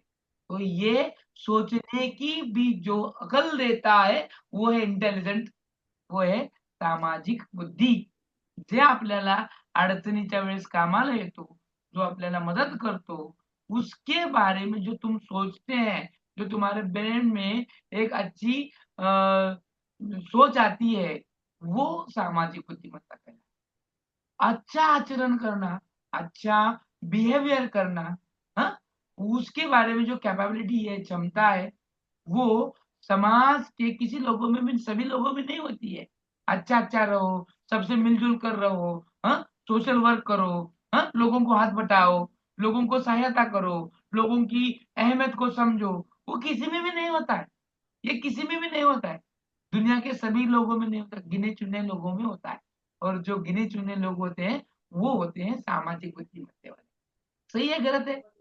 हाँ? हमें हमारे घर में एक मेड होती है बराबर, जो आती है रोज पोछा वगैरह करती है, घर साफ करती है, कपड़े धोती है ना, बर्तन मांजती है। तो उसके बारे में भी जो अहमियत होती है, जो उसके बारे में, उसके काम के बारे में जो हमारे दिल में एक स्टेटस रहता है ना, तो वो सभी के लिए नहीं होता है। कोई बहुत सारे लोग उसके बारे में अहमियत रखते हैं, हाँ? उसको कुछ देते हैं, उसके बारे में कुछ सोचते हैं अच्छा, लेकिन कुछ लोगों के लिए करती तुम्ही काय उपकार करते का आमच्यावर, पैसे तर घेते की, मग वेळेवर यायला काय झाले, मग असं करायला काय झाले, तसं करायला काय झाले, ये सब में नहीं होता है। जो लोगों के बारे में आदर करते हैं, जो लोगों का अच्छा सोचते हैं, उनके में ये सोशल वाली इंटेलिजेंस जीवन में व्यावहारिक सफलता दिलाने में जो काफी सहायक होती है वो है सोशल इंटेलिजेंस। सामाजिक परिस्थितियों में हम जो एडजस्टमेंट करते हैं और एडजस्टमेंट कराने के लिए सोशल लाइफ में जो एडजस्टमेंट कराने के लिए हमारी जो हेल्प करती है वो ब्रेन है, वो इंटेलिजेंस है। इसके बारे में भी बहुत सारे लोग इसकी परिभाषा करते हैं।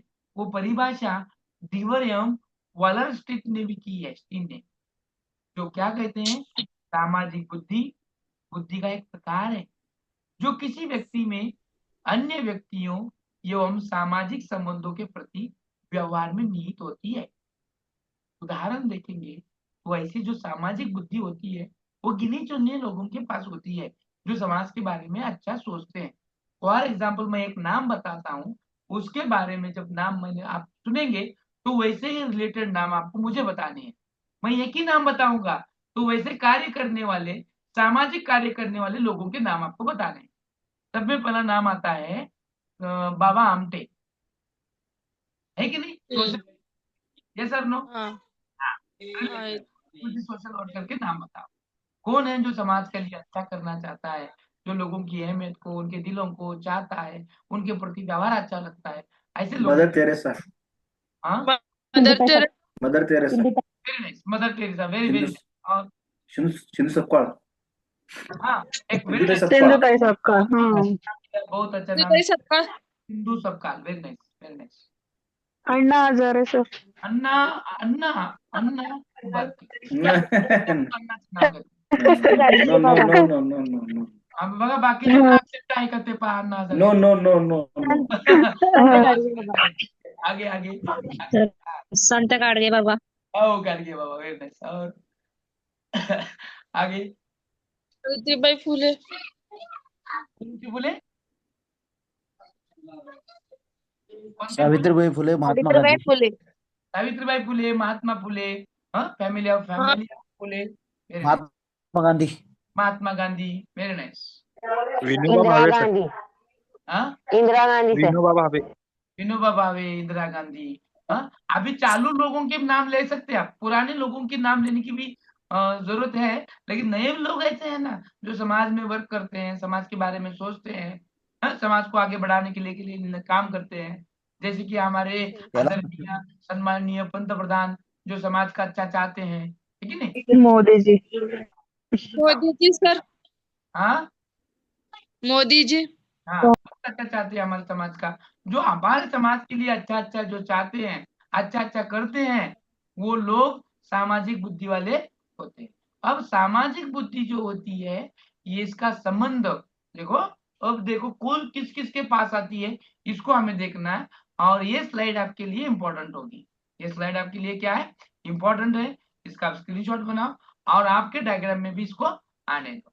अब ये जो सामाजिक बुद्धि होती है, इस बुद्धि का संबंध व्यक्तिगत और सामाजिक कार्यों से क्या होता है, निहित होता है। जिस व्यक्ति में यह बुद्धि होती है वह किस स्वरूप का होता है, देखो, वो मिलनसार होता है, सामाजिक कार्यों में रुचि लाने वाला होता है, समाज में लोगों के आपसी संबंधों को जानने वाला होता है। अगर ये एबिलिटीज, एक गुण उसमें अगर दिखते हैं तो ही वो क्या है, सामाजिक बुद्धि वाला है। ऐसे जो दिक्कत आते हैं वो यंत्री, व्यवसायी, कूटनीति वाला और सामाजिक कार्यकर्ता होता है। अब ये कूटनीति यानी कौन होता है? कूटनीति, पॉलिटिशियन का सर. हाँ, पॉलिटिशियन कूटनीति करता है। हाँ, व्यवसायी के पास होती है, यंत्री और तंत्री के पास होती है, हाँ, सामाजिक कार्यकर्ताओं के पास ये वाली बुद्धि होती है। तो सामाजिक बुद्धि का जो मसला है वो सबसे पहले मिलनसार होना है, सबको मिलजुल के लेना है, ऐसे चतुर मतुर करने वाला नहीं होना है। हाँ, तो देखो ये लोग, ये सब कुछ जिसमें है वही सामाजिक बुद्धि वाला कहेगा। और सामाजिक बुद्धि वाले भी ऐसे क्या होते हैं, लोगों को बहलाने वाले, लोगों को अपने बातों में उलझाने वाले, लोगों में रुचि पैदा करने वाले, हाँ, और खुद सामाजिक कार्यों में रुचि करने वाले होते हैं। हाँ, जैसे कि अभी नाना पाटेकर का आप नाम लेंगे, तो ये क्या सामाजिक बुद्धिमत्ता है कि नहीं उनमें, है कि नहीं है? नाना हम्म पाटेकर है है कैसे सर, कैसे क्योंकि मुंबई मकरंद में अनासपुरे also सर, हाँ, नाना पाटेकर, जो मकरंद मकरंद अनासपुरे. आणि आमिर खान या तिघाकडे सुद्धा सामाजिक बुद्धिमत्ता आहे. आता आमिर खानचं नाव मी याच्यासाठी घेतलं की पाणी फाउंडेशन जे आहे वो चला, बराबर. अभी सर पानी फाउंडेशन. नाना पाटेकर उसका नाम फाउंडेशन है, बराबर. तो ये लोग, फिर आप ये सलमान खान का अगर देखेंगे आप, उसके पास भी सोशल इंटेलिजेंस है, क्योंकि वो बीइंग भी ह्यूमन. ये चलाता है क्या, एनजीओ, जिसका नाम अभी मेरे को अभी याद नहीं आ रहा, शायद बीइंग आएगा. ह्यूमन. Being human. हाँ बीइंग ह्यूमन सर. बीइंग हाँ, ह्यूमन. इसमें क्या बीइंग करता है वो ह्यूमन. पता है क्या आपको? उस एनजीओ के तरफ से वो कौन सा काम करता है पता है कि सर आपको? पेशेंट्स पर ट्रीटमेंट करने का, उसको नहीं नहीं, जिसके मेडिकल मेडिकल. बच्चे के दिल में होल है सर ऑपरेशन विवेक ओबराय also सर. मुफ्त कराता है, और ये जो है खर्चा पूरा उनकी एनजीओ उठाती है. ये लोगों के बारे में जिनकी विवेक हमदर्दी होती है, उनके पास सामाजिक बुद्धिमत्ता होती है. ओके, अब देखेंगे हम अगली अमृत बुद्धि, जिसको हम अब एब्स्ट्रैक्ट इंटेलिजेंस कहेंगे. अब इसके बारे में जो भी कुछ हम चिंतन करते हैं, या फिर चिंतन करने की जिसके पास क्षमता होती है, और उस अमृत चिंता को ही हम अमृत बुद्धि कहते हैं. जैसे कि देखो, अब किसी चीज के बारे में सोचना जो असल में यहाँ पर नहीं है, लेकिन आपने पहले देखी है.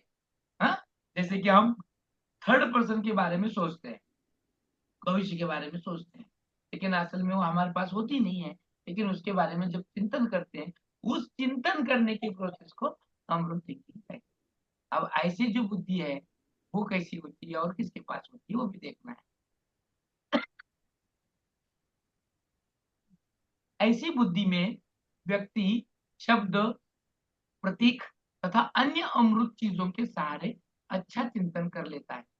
अब देखो, हाँ, मैं इसी पर से आपको क्वेश्चंस पूछूंगा, और ये समझ में आया कि ये किसके सहारे थिंकिंग करता है, तो ऑटोमेटिक बताएंगे ये किसके पास होती है.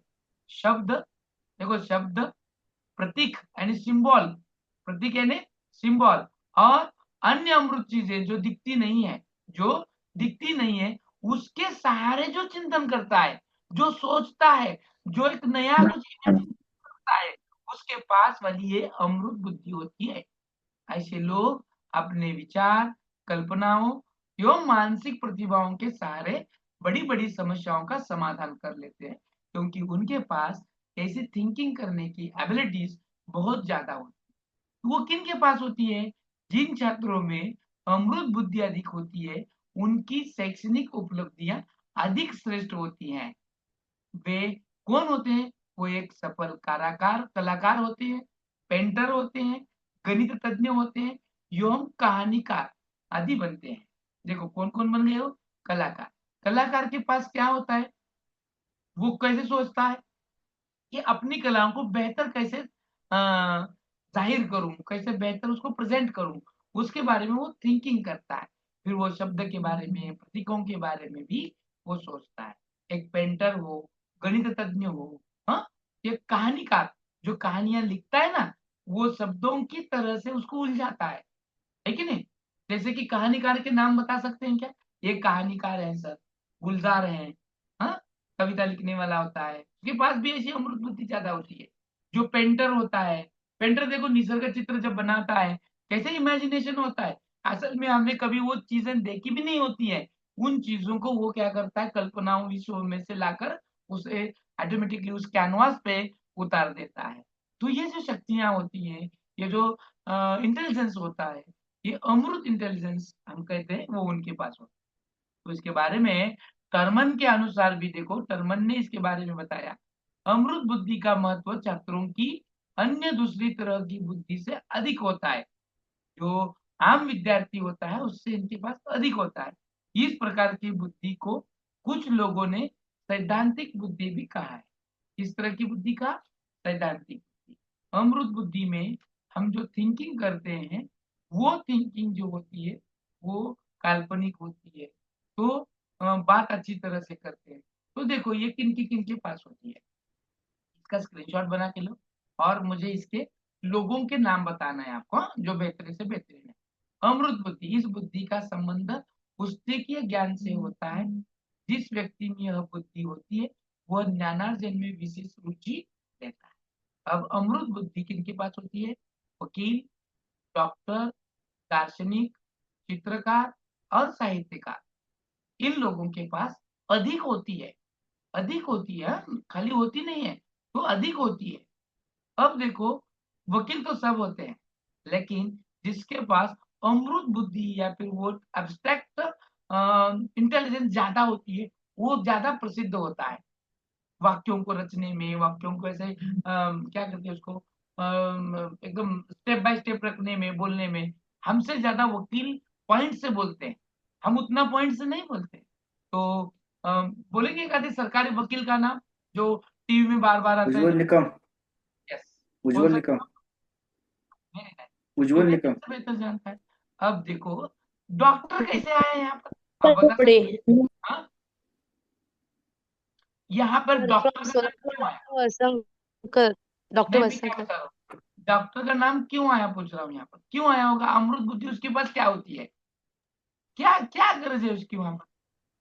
तो पेशेंट को क्या हुआ है उसका कंसल्टेशन वो दिमाग से ही कर लेता है। हाँ करेक्ट, करता है, वो इमेजिनेशन करता है, ये नहीं हुआ तो वो हुआ होता है। असल में फेफड़े में दर्द है तो फेफड़े के बारे में वो सोचता है।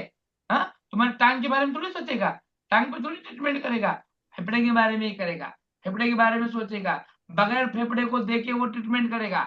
यस और नो? तो उसके पास वो वाली यस बुद्धि। सर।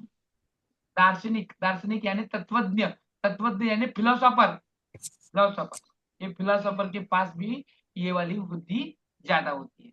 कौन कौन है फिलोसोफर का नाम बताएंगे एक आध दूसरे? Karl Marx. Karl Marx philosopher, धर्म चार्वाक।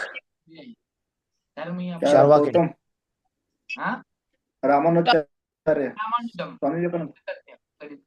अब देखो ये दार्शनिक है, रूसो, प्लेटो, हाँ, अपने रविंद्रनाथ टैगोर, इधर भी आओ, ये जो दार्शनिक है ये विवेकानंद। तत्वज्ञ थे, ये फिलोसोफर थे, इन्होंने भी, इनके पास भी बुद्धि थी कि समाज में जो चल रहा है, समाज में की जो प्रतिकृतियां हैं, समाज की जो थिंकिंग एबिलिटी है, उनके बारे में इन्होंने बताया, उनके बारे में इन्होंने विचार किया। वही विचार जो सोचने देखने की वो अमृत है, वो अब्स्ट्रैक्ट है। फिर है चित्रकार, चित्रकार जो कैनवास पे उतारता है वो हुसैन। असल में चित्र होता ही है, ऐसे ही नहीं है, जो बगैर देखे हैं, जो एम.एफ. काल्पनिक है। हुसैन। हाँ, MF. Hussain. MF. Hussain, very nice. और देखो किसको याद आते हैं चित्रकार? यल्लादासी। हाँ, सैयद सोलापुर रजा। के यल्लादासी। यल्लादासी। केलादासी, बराबर, सोलापुर के ना। नितिन सही किलारे। दादा। हेलो सर, हाँ बोलो ना मैडम, बोलो। नितिन किलारे सर। हाँ, अब ये मेरे को पता नहीं है, लेकिन हाँ चित्रकार होंगे है वो। सर। आपने नाम लिया तो होंगे। सैयद हैदर रजा। हाँ, अब ये भी मुझे नाम पता नहीं है, फिर भी होंगे ये चित्रकार हैं तो। हाँ, तो इस तरह की। सचिन खरात, हाँ, सचिन खरात। छान छान चित्रकाराची नावं घेत आहे. आता ते मला माहित नाही आहेत ना, त्यामुळं त्या कोरे लोकांच्याकडे असणारा जो ब्रेन है वो उसके इस्तेमाल करके वो क्या करते हैं, तो अपनी जो सोच है वो कैनवास पे उतार देते हैं। अब ये देखो साहित्यकार, साहित्यकार यानी लिखने वाला, यहाँ पे पोएट्री भी आ सकता है, ऐसा आ सकता है कि नहीं आ सकता? कुसुमाग्रज। कुसुमाग्रज, हरिवंशराय बच्चन। पु ल हरिवंशराय देशपांडे, बच्चन। पु ल देशपांडेचं हाँ, काय सांगायचं ते कौतुक आहे की नाही, अब्स्ट्रॅक्ट लर्निंग, वाले वो हरिवंशराय बच्चन। हरिवंशराय बच्चन, प्रेमचंद मुंशी जी, मुंशी प्रेमचंद प्रेमचंद। प्रेमचंद पण मुंशी येतात ना सर. प्रेमचंद। कोण? मुंशी प्रेमचंद। हाँ यस यस, साहित्यकार प्रेम. हाँ मुंशी प्रेमचंद भी आएंगे।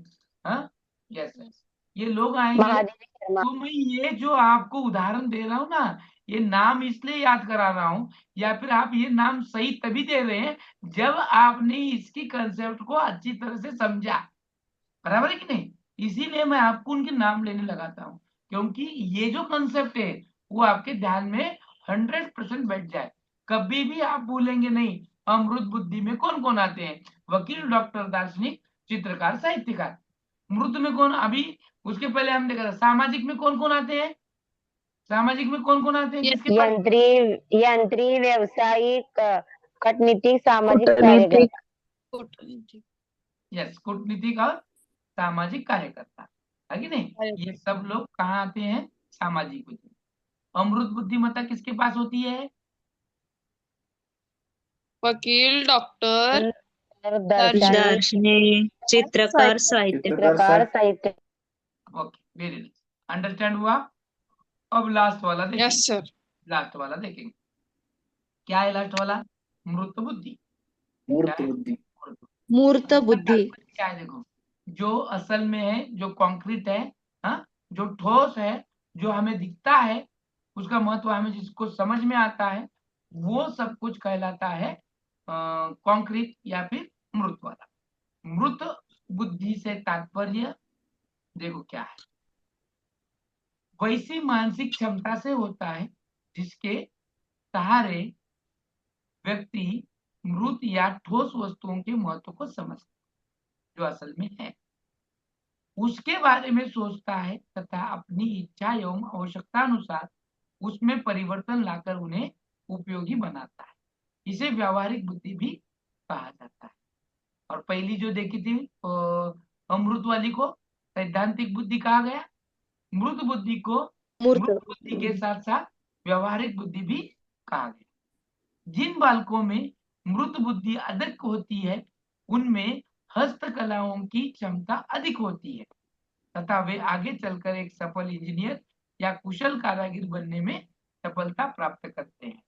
जो ठोस, जो अपने हाथों से आकार देने की कोशिश करते हैं, जो सोचते हैं, समझते हैं, हाँ, असल में जो है उसके बारे में बताते हैं।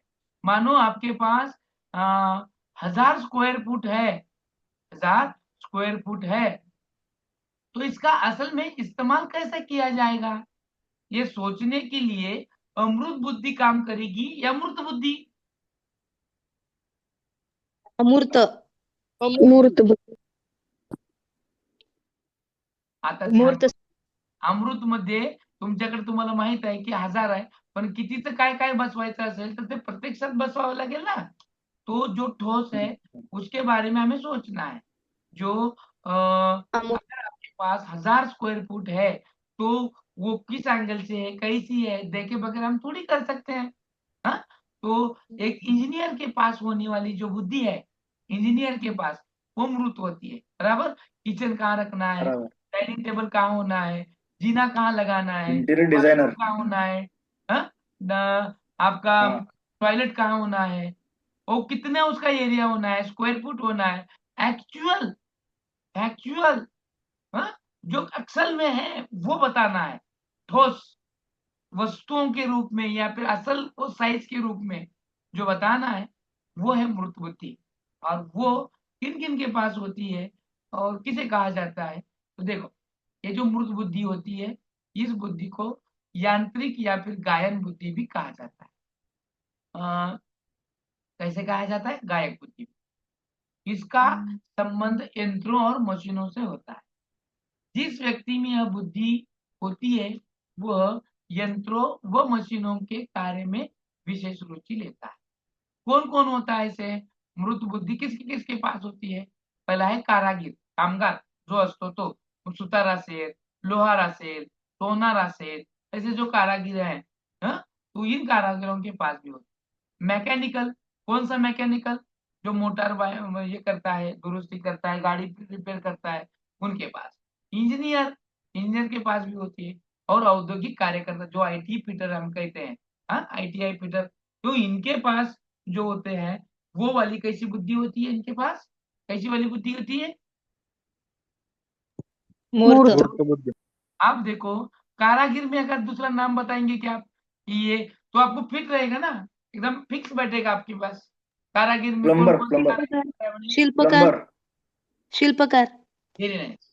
शिल्पकार में कौन? प्लम्बर। हाँ, प्लम्बर। प्लम्बर, हाँ, वेरी नाइस, वेरी नाइस। सोनार, लोहार. हाँ, मूर्तिकार. मूर्तिकार. मूर्तिकार, बरोबर।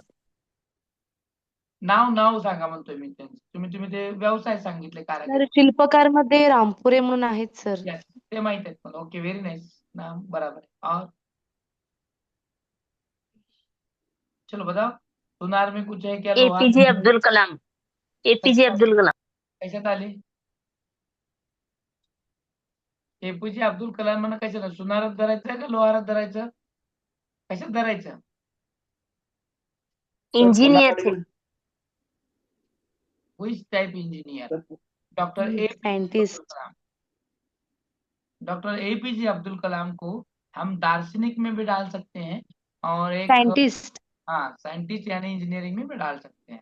अब ये जो दार्शनिक जो है ना, जो फिलोसोफर, क्योंकि एपीजे अब्दुल कलाम की फिलोसॉफी भी है और एपीजे अब्दुल कलाम एक साइंटिस्ट भी थे, तो उनके पास की ज्यादातर बुद्धि थी वो मृत बुद्धि आती है, कॉन्क्रीट, क्योंकि उन्हें मिसाइल मैन के नाम से जाना जाता है। क्या सर? हाँ, और असल में जो था यस सर। था, इसीलिए उनके पास वो वाली बुद्धि ज्यादा थी, मृत बुद्धि। Very nice. और चलो और बताओ। रतन टाटा सर, औद्योगिक कार्यकर्ता। हाँ हाँ। हाँ, रतन टाटा। यहाँ पर क्या है, असल में कार्यकर्ता चाहिए, हाँ? वो करने वाला, उसको बढ़ावा देने वाला नहीं, बराबर। जैसे ये तुम देखते हो अमेजोन है। ताजमहल बांधने वाला सर, हाँ ताजमहल बांधने वाला, हाँ ताजमहल बांधने वाला, ताजमहल बनाने वाला, ना कि शाहजहां। नाम नहीं याद आ रहा। हाँ हाँ, ना, शाहजहां हाँ नहीं, हाँ, नाम नहीं याद आ रहा।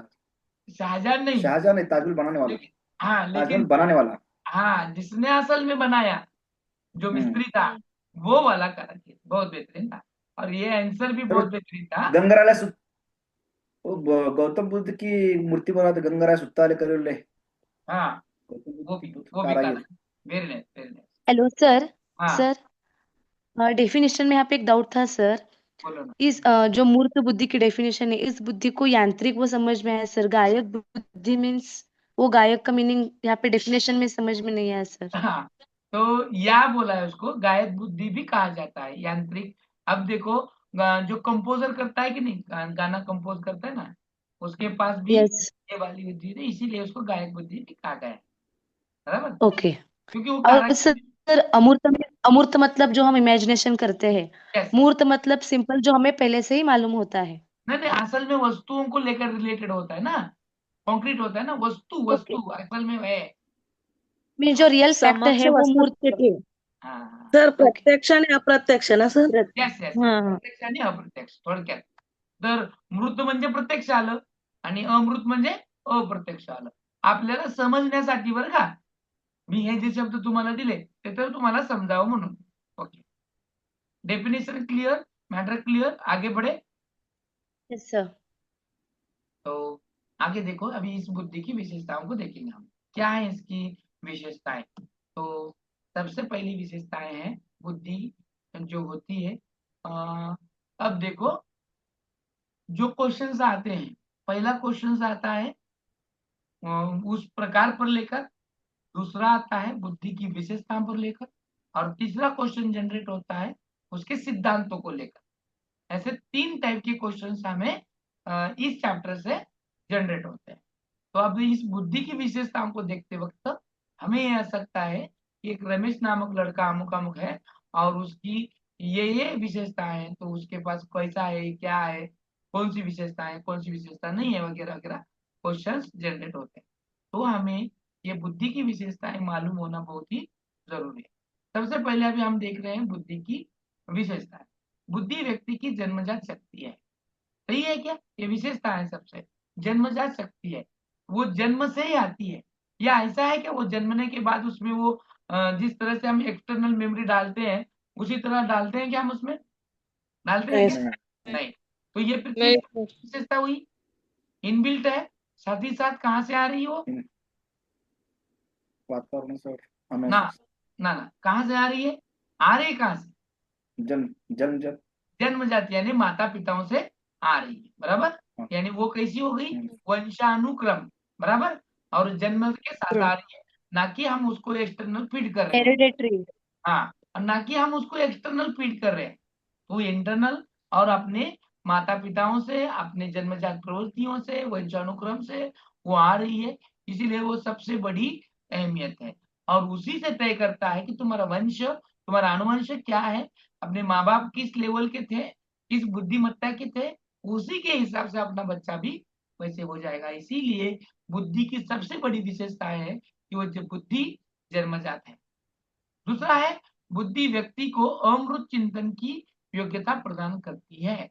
अब इसका एक्सप्लेनेशन तुम मत करो। व्यक्ति को अमृत चिंतन की योग्यता प्रदान करती है कि नहीं करती है? करती है, यस और नो?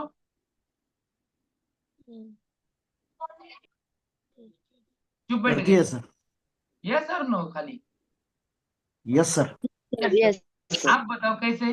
कैसे अमृत चिंतन की योग्यता प्रदान करती है, कैसे? आप देखो इसको, हाँ बताओ। सर इमेजिनेशन पावर से प्रॉब्लम का सॉल्यूशन करने में अमूर्त बुद्धि मदद करती है, अमूर्त चिंतन है सर। Yes yes. ये फॉर किसके पास एग्जाम्पल होती है? एक ये चित्र किसके पास होती है? का मैं अगर क्या, ये चित्र किसके बनना पास होती है? ये किसके पास होती है? डॉक्टर कलाकार के दार्शनिक पास, चित्रकार के पास, वकील वकील चित्रकार, वकील सर। कहानीकार। Yes yes yes. मैं आपको और एक हिंट दूं क्या? एक बेहतरीन आपके समझ में एक पैक हो जाए ऐसा। अमृत चिंतन की सबसे ज्यादा जो जरूरत है या फिर जिसके पास है उसका नाम है एकता कपूर। हाँ, है कि नहीं? क्या इमेजिनेशन है, क्या इमेजिनेशन! एक ही घर में कितने झगड़े, कितने क्या है, क्या इमेजिनेशन है! अमृत चिंतन जो हमने कभी ख्वाब में भी नहीं सोचा था, ऐसे झगड़े। हाँ, क्योंकि क्या वो कौन भी कभी क्या थी, है ना? किसकी जिंदगी कसौटी जिंदगी की, और कसौटी जिंदगी में मिस्टर बजाज। सर सास भी कभी बहू थी, ये है सर ऐसा है। सीरियल। अच्छा, तो ये जो इमेजिनेशन है, इसकी जो स्टोरियां हैं, ये जो कंपोजर, उसका स्टोरी राइटर, कथाकार, क्या उसके दिमाग में आया, वो कैसे सोचा, वो अमृत है, वो अब्स्ट्रैक्ट है। और इसकी जो योग्यता देता है वो ये बुद्धि की विशेषता है। बराबर। फिर है देखो, बुद्धि व्यक्ति को विभिन्न बातों को सिखाने में सहायता देता है कि नहीं? कौन कौन सी ऐसी बात है, बात जो सिखाता है और वो सीखने में सहायता देता है? कौन कौन सी ऐसी बात है जिससे हम सीखते हैं? सबसे पहले ये ब्रेन या फिर ये बुद्धि हमें सीखने में सहायता करती है कि नहीं करती? ये सर नो? यस। अगर बुद्धि नहीं बड़ों होती, को मदद से करना। यदि यदि पहले तो हम मम्मी पापा से सीखते हैं सर, बचपन हाँ, से। यस, यदि बुद्धि यदि नहीं होती तो क्या हम सीखते? यदि बुद्धि नहीं होती तो हम सीखते? नहीं सर। नहीं सर। तो हर चीज को सिखाने का काम करना है बुद्धि का है, उसको सहायता करती है। जैसे कि आप बोल रहे हैं माता पिताओं से देखकर सीखना, हाँ, तो जैसे कि समाज में किस तरह से रहना है, रहन सहन, बर्ताव, पहराव, हाँ, ये जो सब कुछ सीखते हैं, इज्जत देना, इज्जत लेना, है, एक दूसरे को हेल्पफुल नेचर, हाँ, एक लीडरशिप, ये जो गुण हमारे में आते हैं, ये गुण को बढ़ावा देने का काम जो करता है वो है ब्रेन। वो कौन है? बुद्धि है, जिससे हम इंटेलिजेंस से अपना काम करते हैं। बुद्धि व्यक्ति को अपने पूर्व अनुभवों से लाभ उठाने की क्षमता देती है। अगर हमने पहले, इसके पहले अम, मराठीत म्हण आहे पहा, मराठीत म्हण आहे, पुढच्याला टेस मागचा शहाणा शहाणा. हा. मग जर मागचा शहाणा काय करतो, मग पुढच्याला टेस्ट लावल्यावर मागचा शहाणा काय करेल? सावध होतो. सावध होतो, प्लस पाय खाली चढून चालत नाही, तो पाय उचलून टाकेल. ठेस का लागली? पाय जमिनीला घासून चालल्यामुळं त्याला ठेस लागली. मागचा काय करेल? पाय उचलून चालेल.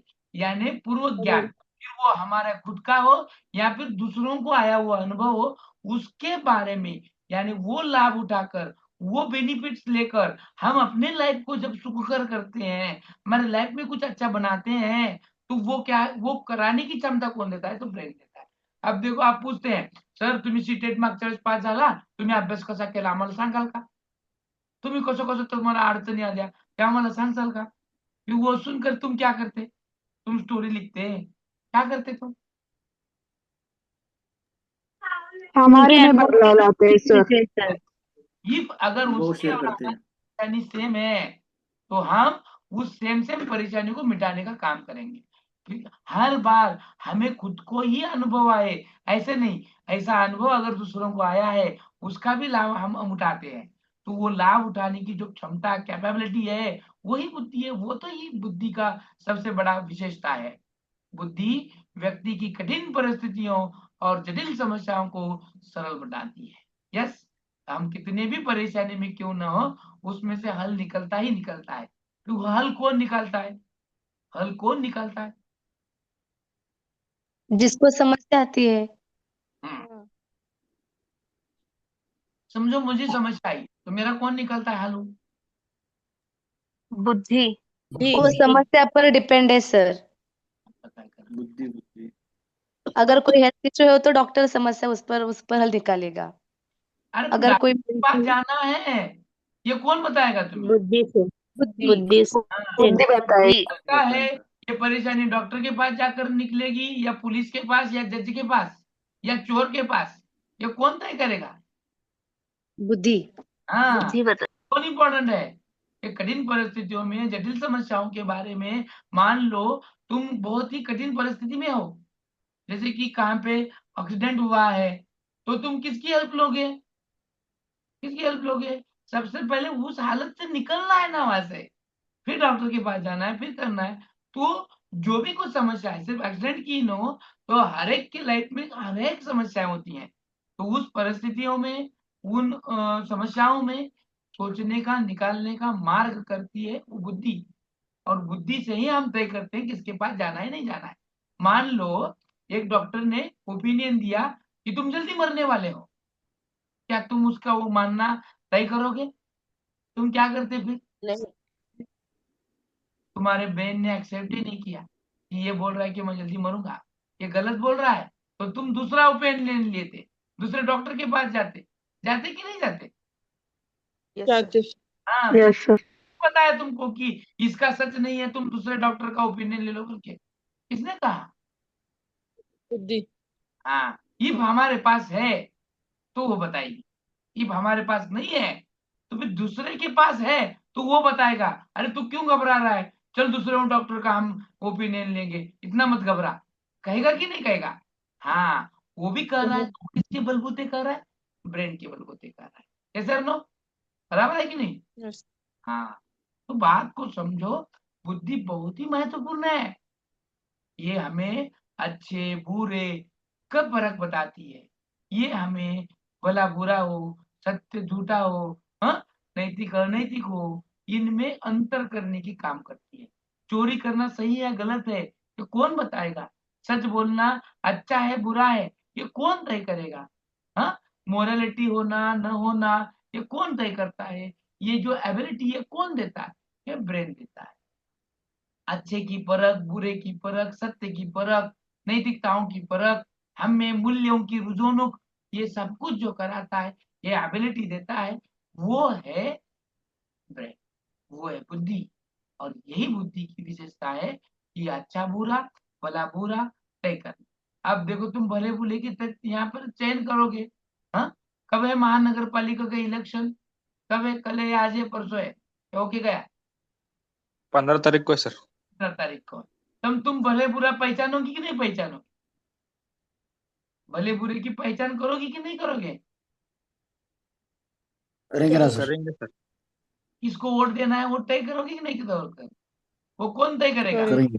कौन, किसके बलबूते तय करेंगे? तुम किसके बलबूते करेंगे? तो उनका काम। हाँ, तुम्हारे उनके उनके काम तुम्हारी बुद्धि तय करेगी कि उसने क्या अच्छा किया, क्या बुरा किया, क्या वो हमारे काम आ सकता है कि नहीं काम आ सकता, जो बोल रहा है वो सच बोल रहा है कि नहीं बोल रहा है, जो आश्वासन दे रहा है वो सच है कि नहीं है, वो असल में पूरे हो सकते हैं कि नहीं हो सकते। ये हम अपनी बुद्धिमत्ताओं से परख कर सकते हैं, उसमें अंतर कर सकते हैं, कौन अच्छा है कौन बुरा है, कौन कितना काम कर रहा है कि नहीं कर रहा है। ये भले बुरे की जो परख करने की क्षमता है वो सिर्फ हमारे ब्रेन में है। बुद्धि पर वंशानुक्रम और वातावरण का प्रभाव पड़ता है, ये हमने अब तक देखते ही आए हैं। वंशानुक्रम से हमारे माँ बाप हो या माँ बाप के दादा दादी नाना नानी जो भी कुछ है, उनकी ओर से आने वाले जो गुण है, वही गुण हम क्या कर सकते हैं, हम में आते हैं, वही बुद्धिमत्ता आती है। वो होशियार है तो हम होशियार होते हैं, वो होशियार नहीं तो हम नहीं होशियार हैं। मानो कभी कभी वातावरण का भी असर बुद्धि पर होता है। मान लो वो उतना बुद्धिमानी है नहीं, लेकिन अगर बुद्धिमानी लोगों के साथ रहेगा तो असर में उसका वातावरण का प्रभाव उस पर पड़ेगा और वो बुद्धिमानी हो जाएगा। आप भी दे लो, आपको पहले क्रिकेट की रुचि नहीं आती थी, एक दूसरे का बोलना देखकर, एक दूसरे का पार्टिसिपेट देखकर, एक दूसरे की मार्क देखकर आप में भी रुचि आ गई कि नहीं आ गई कि ये जो प्रभाव था ये किस चीज का था? वातावरण का। बराबर था कि नहीं? ये जो प्रभाव हो रहा है आप पर वातावरण का हो रहा है कि नहीं हो रहा? यस सर, नो, कुछ हो तो रहा है सर। हो गए क्या? नहीं नहीं सर, हो रहा है। हो रहा है सर। अभी प्रिंटर के मतानुसार देखो, विशेषता बता रहे हो बुद्धि की। बुद्धि का विकास जन्म से लेकर किशोरावस्था के मध्यस्थ काल तक होता है। उसके बाद वो पूरा होता है, यानी उच्चतम होता है यहाँ तक, उसके बाद पूरा चलते रहता है। कि जो बुद्धि है ये जन्म से लेकर किशोरावस्था तक चलती है। किशोरावस्था कहाँ तक होती है? 16, 17, 18 साल तक। और ये 18 साल तक ही ब्रेन का डेवलपमेंट होता है। और अपवादात्मक परिस्थिति होती है वहाँ वो 21 साल तक ब्रेन का डेवलपमेंट चलते रहता है। और ये ब्रेन या फिर बुद्धि और बुद्धिमत्ता ये बहुत ही महत्वपूर्ण है हमारे लिए। और बुद्धि के बगैर हम कुछ भी नहीं कर सकते। सर नो, बुद्धि नहीं है तो हम कुछ कर सकते कि नहीं कर सकते? बुद्धि नहीं नहीं सर, होती। कुछ नहीं। नहीं कर सकते। नहीं कर नहीं कर सकते। सकते सर. हा, त्याच्याजवळ बुद्धी नाही असे पाय काय करतात? असे रस्त्याने फिरतात पहा। सोलापूरमध्ये असे तुम्हाला पागल भरपूर लोग लोग बघायला मिळतील। आपको इलाके भी बताता है सोलापुर के। सोलापुर का इलाका 7 रस्ता, वो शासकीय निवास स्थान बाहरची बाजू, वहां पर आपको शाम को 5-6 बजे एक ऐसा आदमी देखने मिलेगा जो भाषण करता हुआ नजर आएगा, हाथ वार करते हुए। देखो कभी आप तर ऑब्जर्वेशन। सकाळ सकाळी मॉर्निंगला पण एक माणूस असतो सर, रोज डेली वेगवेगळ्या कॉस्ट्युम मध्ये येऊन थांबतो सकाळ सकाळी 7 वाजता, 6:30 पावणे 7 वाजता. अजीब हरकतें करते तिथे का? काय त्याच्यामध्ये तुम्ही काय पाहून बघितलं? कॉस्ट्युम म्हणजे काय बघितले त्याचे? उसमें बुद्धि म्हणजे नहीं सर है। एकदा लोकमान्य टिळकांचं, एकदा आपलं नॉर्मल म्हणजे वेगवेगळे असे ड्रेसअप करून येतात. हातात एक एकदा डायरी असते. आपलं उगाच असंच आपलं बडबड बडबड. हाँ हाँ हाँ हाँ। तो ये लोग देखने मिलेंगे। तो इन लोगों से हम अलग इसलिए हैं कि हमारे पास ब्रेन है, ऐसा नो। और बहुत सारे लोग हैं देखो जिनके पास ब्रेन नहीं होता है, उनको लोग पालना भी जड़ समझते हैं, बोझ समझते हैं। इन लोगों को ऐसे ही छोड़ देते हैं। ये लोग भूखे नंगे होते हैं, रास्ते में कहीं ना कहीं भटक रहे होते हैं, जिनका कोई सहारा नहीं होता है। हाँ, इनके देखो बाल सर के बड़े होते हैं, न कपड़े अच्छे होते हैं, पूरे गंदे होते हैं, फटे टूटे। हाँ, ऐसे लोग कैसे भी हरकतें करते हैं, क्या कर रहे हैं क्या कर नहीं रहे, ये समझ में आता है जिनके पास बुद्धि नहीं होती है। हमारे पास बुद्धि है, हमारे पास अच्छे बुरे की परख है, हमें सच झूठा समझ में आता है, हमें समाज में कैसा रहना है समझ में आता है। हम अपने ज्ञान का ग्रहण करते हैं, हम दूसरों की लोगों की बातों से, उनके ज्ञान से कुछ ना कुछ समझते हैं। हम मृत अमृत चिंतन करते हैं, हम समाज में कैसे रहना है जानते हैं। इसका मतलब हमारे पास बुद्धि है कि नहीं है? हमारे पास बुद्धि है कि नहीं है? हाँ, हे है सर. है. यही तो फर्क है। तो फिर बुद्धि क्या है? तो बुद्धि क्या है? तो बुद्धि कितने तत्व से बनी है, वो किस प्रकार कार्य करती है, हाँ, इन सब प्रश्नों का उत्तर खोजने के लिए बहुत सारे मनोवैज्ञानिकों ने प्रयोग किया। प्रयोग करके उसका सिद्धांत तैयार किया। और सिद्धांत के जो उसका बल रूप था, उसका जो बेनिफिट था, उन्होंने बुद्धि निर्माण के अनेक सिद्धांत प्रतिपादन किए जो उसके स्वरूप तथा निर्माण पर पर्याप्त प्रकाश डालते। और ये जो सिद्धांत थे, ये पूरे सिद्धांत एक दूसरे को अपोजिट करने के हिसाब से ही तैयार हुए हैं। इसने पहले कहा कि बुद्धि है तो वो कितने खंड की है, कौन कौन से खंड हैं, तो उसके लिए दूसरे ने अपोजिट किया, इसमें कितने खंड हैं, कौन कौन से खंड है वगैरह। ऐसे करते करते करते ही एक दूसरे के क्या बोलते हैं उसको, अपोजिट करने के ख्याल से ही बुद्धि निर्माण के सिद्धांत तैयार हो। तो देखेंगे हम कौन कौन से सिद्धांत। क्या आप तैयार हैं सिद्धांत देखने के लिए? सिद्धांत देखने के लिए यस तैयार सर. हैं? Yes sir. तैयार है. यस हाँ सर। यस हाँ सर, है. क्या रुकना है, क्या रुकना है? कंटिन्यू करो सर। बोर नहीं हो रहा है ना? बोर नहीं हो रहा है? नहीं सर, नहीं हो रहा बोर। नहीं नहीं। तो नहीं यहाँ पर सर। हम, हाँ यहाँ पर हम सिद्धांत देखेंगे। और चलो, तो सबसे पहला है कि बुद्धि निर्माण में जो बुद्धि है इसमें कितने खंड होते हैं, बुद्धि काम कैसे करती है, उसमें कौन से तत्व होते हैं, वह कैसे निर्मित हुई, इसके बारे में बहुत सारे मनोवैज्ञानिकों ने रिसर्च किया और उन्होंने थेरीज, जिसको हम सिद्धांत बोलते हैं, उन्होंने। और बुद्धिमत्ता के निर्माता किसको कहा जाता है, या फिर पितामह किसको कहा जाता है? बताया था ना, मैंने पढ़ाया था, देखो सीटी में पढ़ाया था, याद है क्या? देखो नाम है। थॉर्नडाइक। और अरे बापू, थर्मोडाइट कैसे आएगा? Howard Gardner. Gardner? Stern sir. इतनी जल्दी कैसे आएगा गार्डन? वो गार्डन में सर बता, स्टर्न। चला जाऊ दे आता, तुम्ही ऑप्शन देऊन राहिले. गिलफोर्ड और स्टर्न सर। तो बुद्धिमत्ता या फिर बुद्धि निर्माण के सिद्धांत का पितामह कहा जाता है ऑल्फ्रेड बीनेट। जिसने एक कारक सिद्धांत रखा, जिसने वन फैक्टर थ्योरी की निर्माण किया। एक फैक्टर सिद्धांत, एक कारक सिद्धांत, ऑल्फ्रेड बीनेट। हाँ, इनका जो सिद्धांत का नाम है वो क्या है?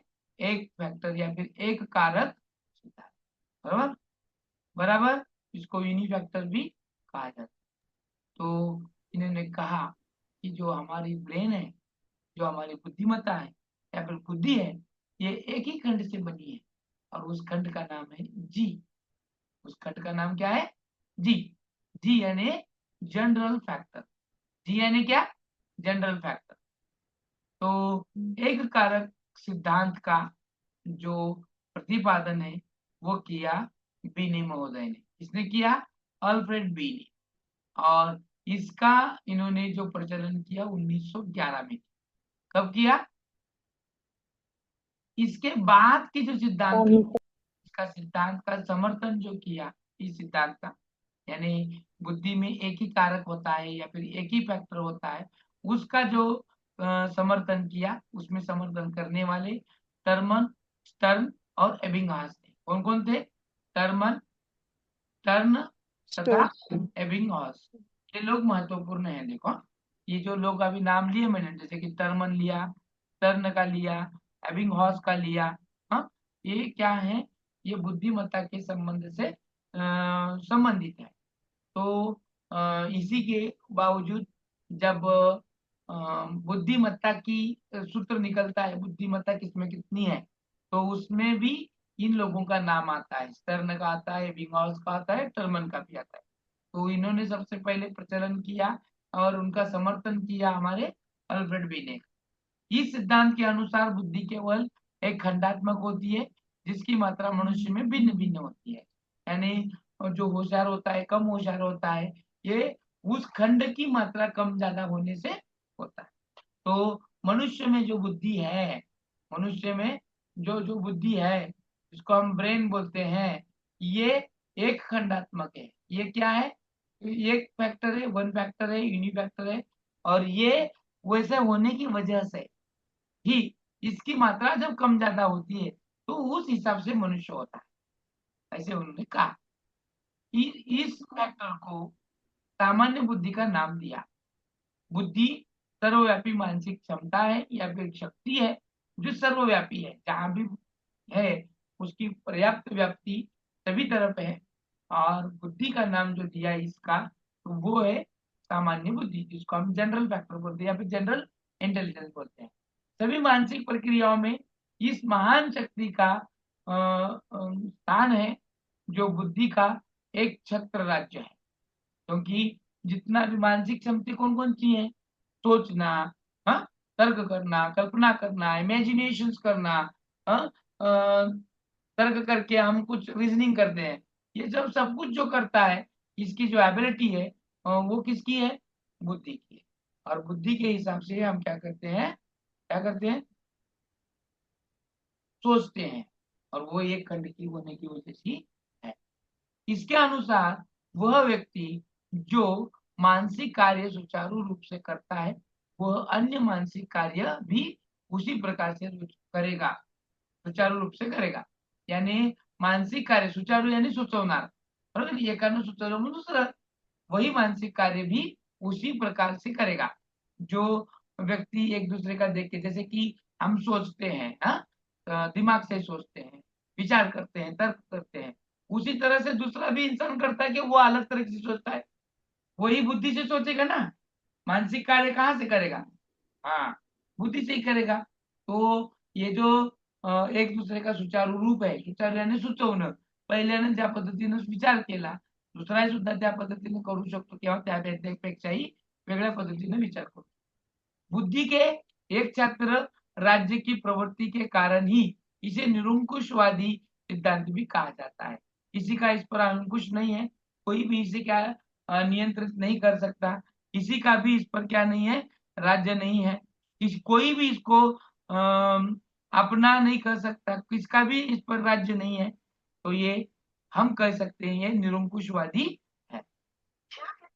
बुद्धि केवल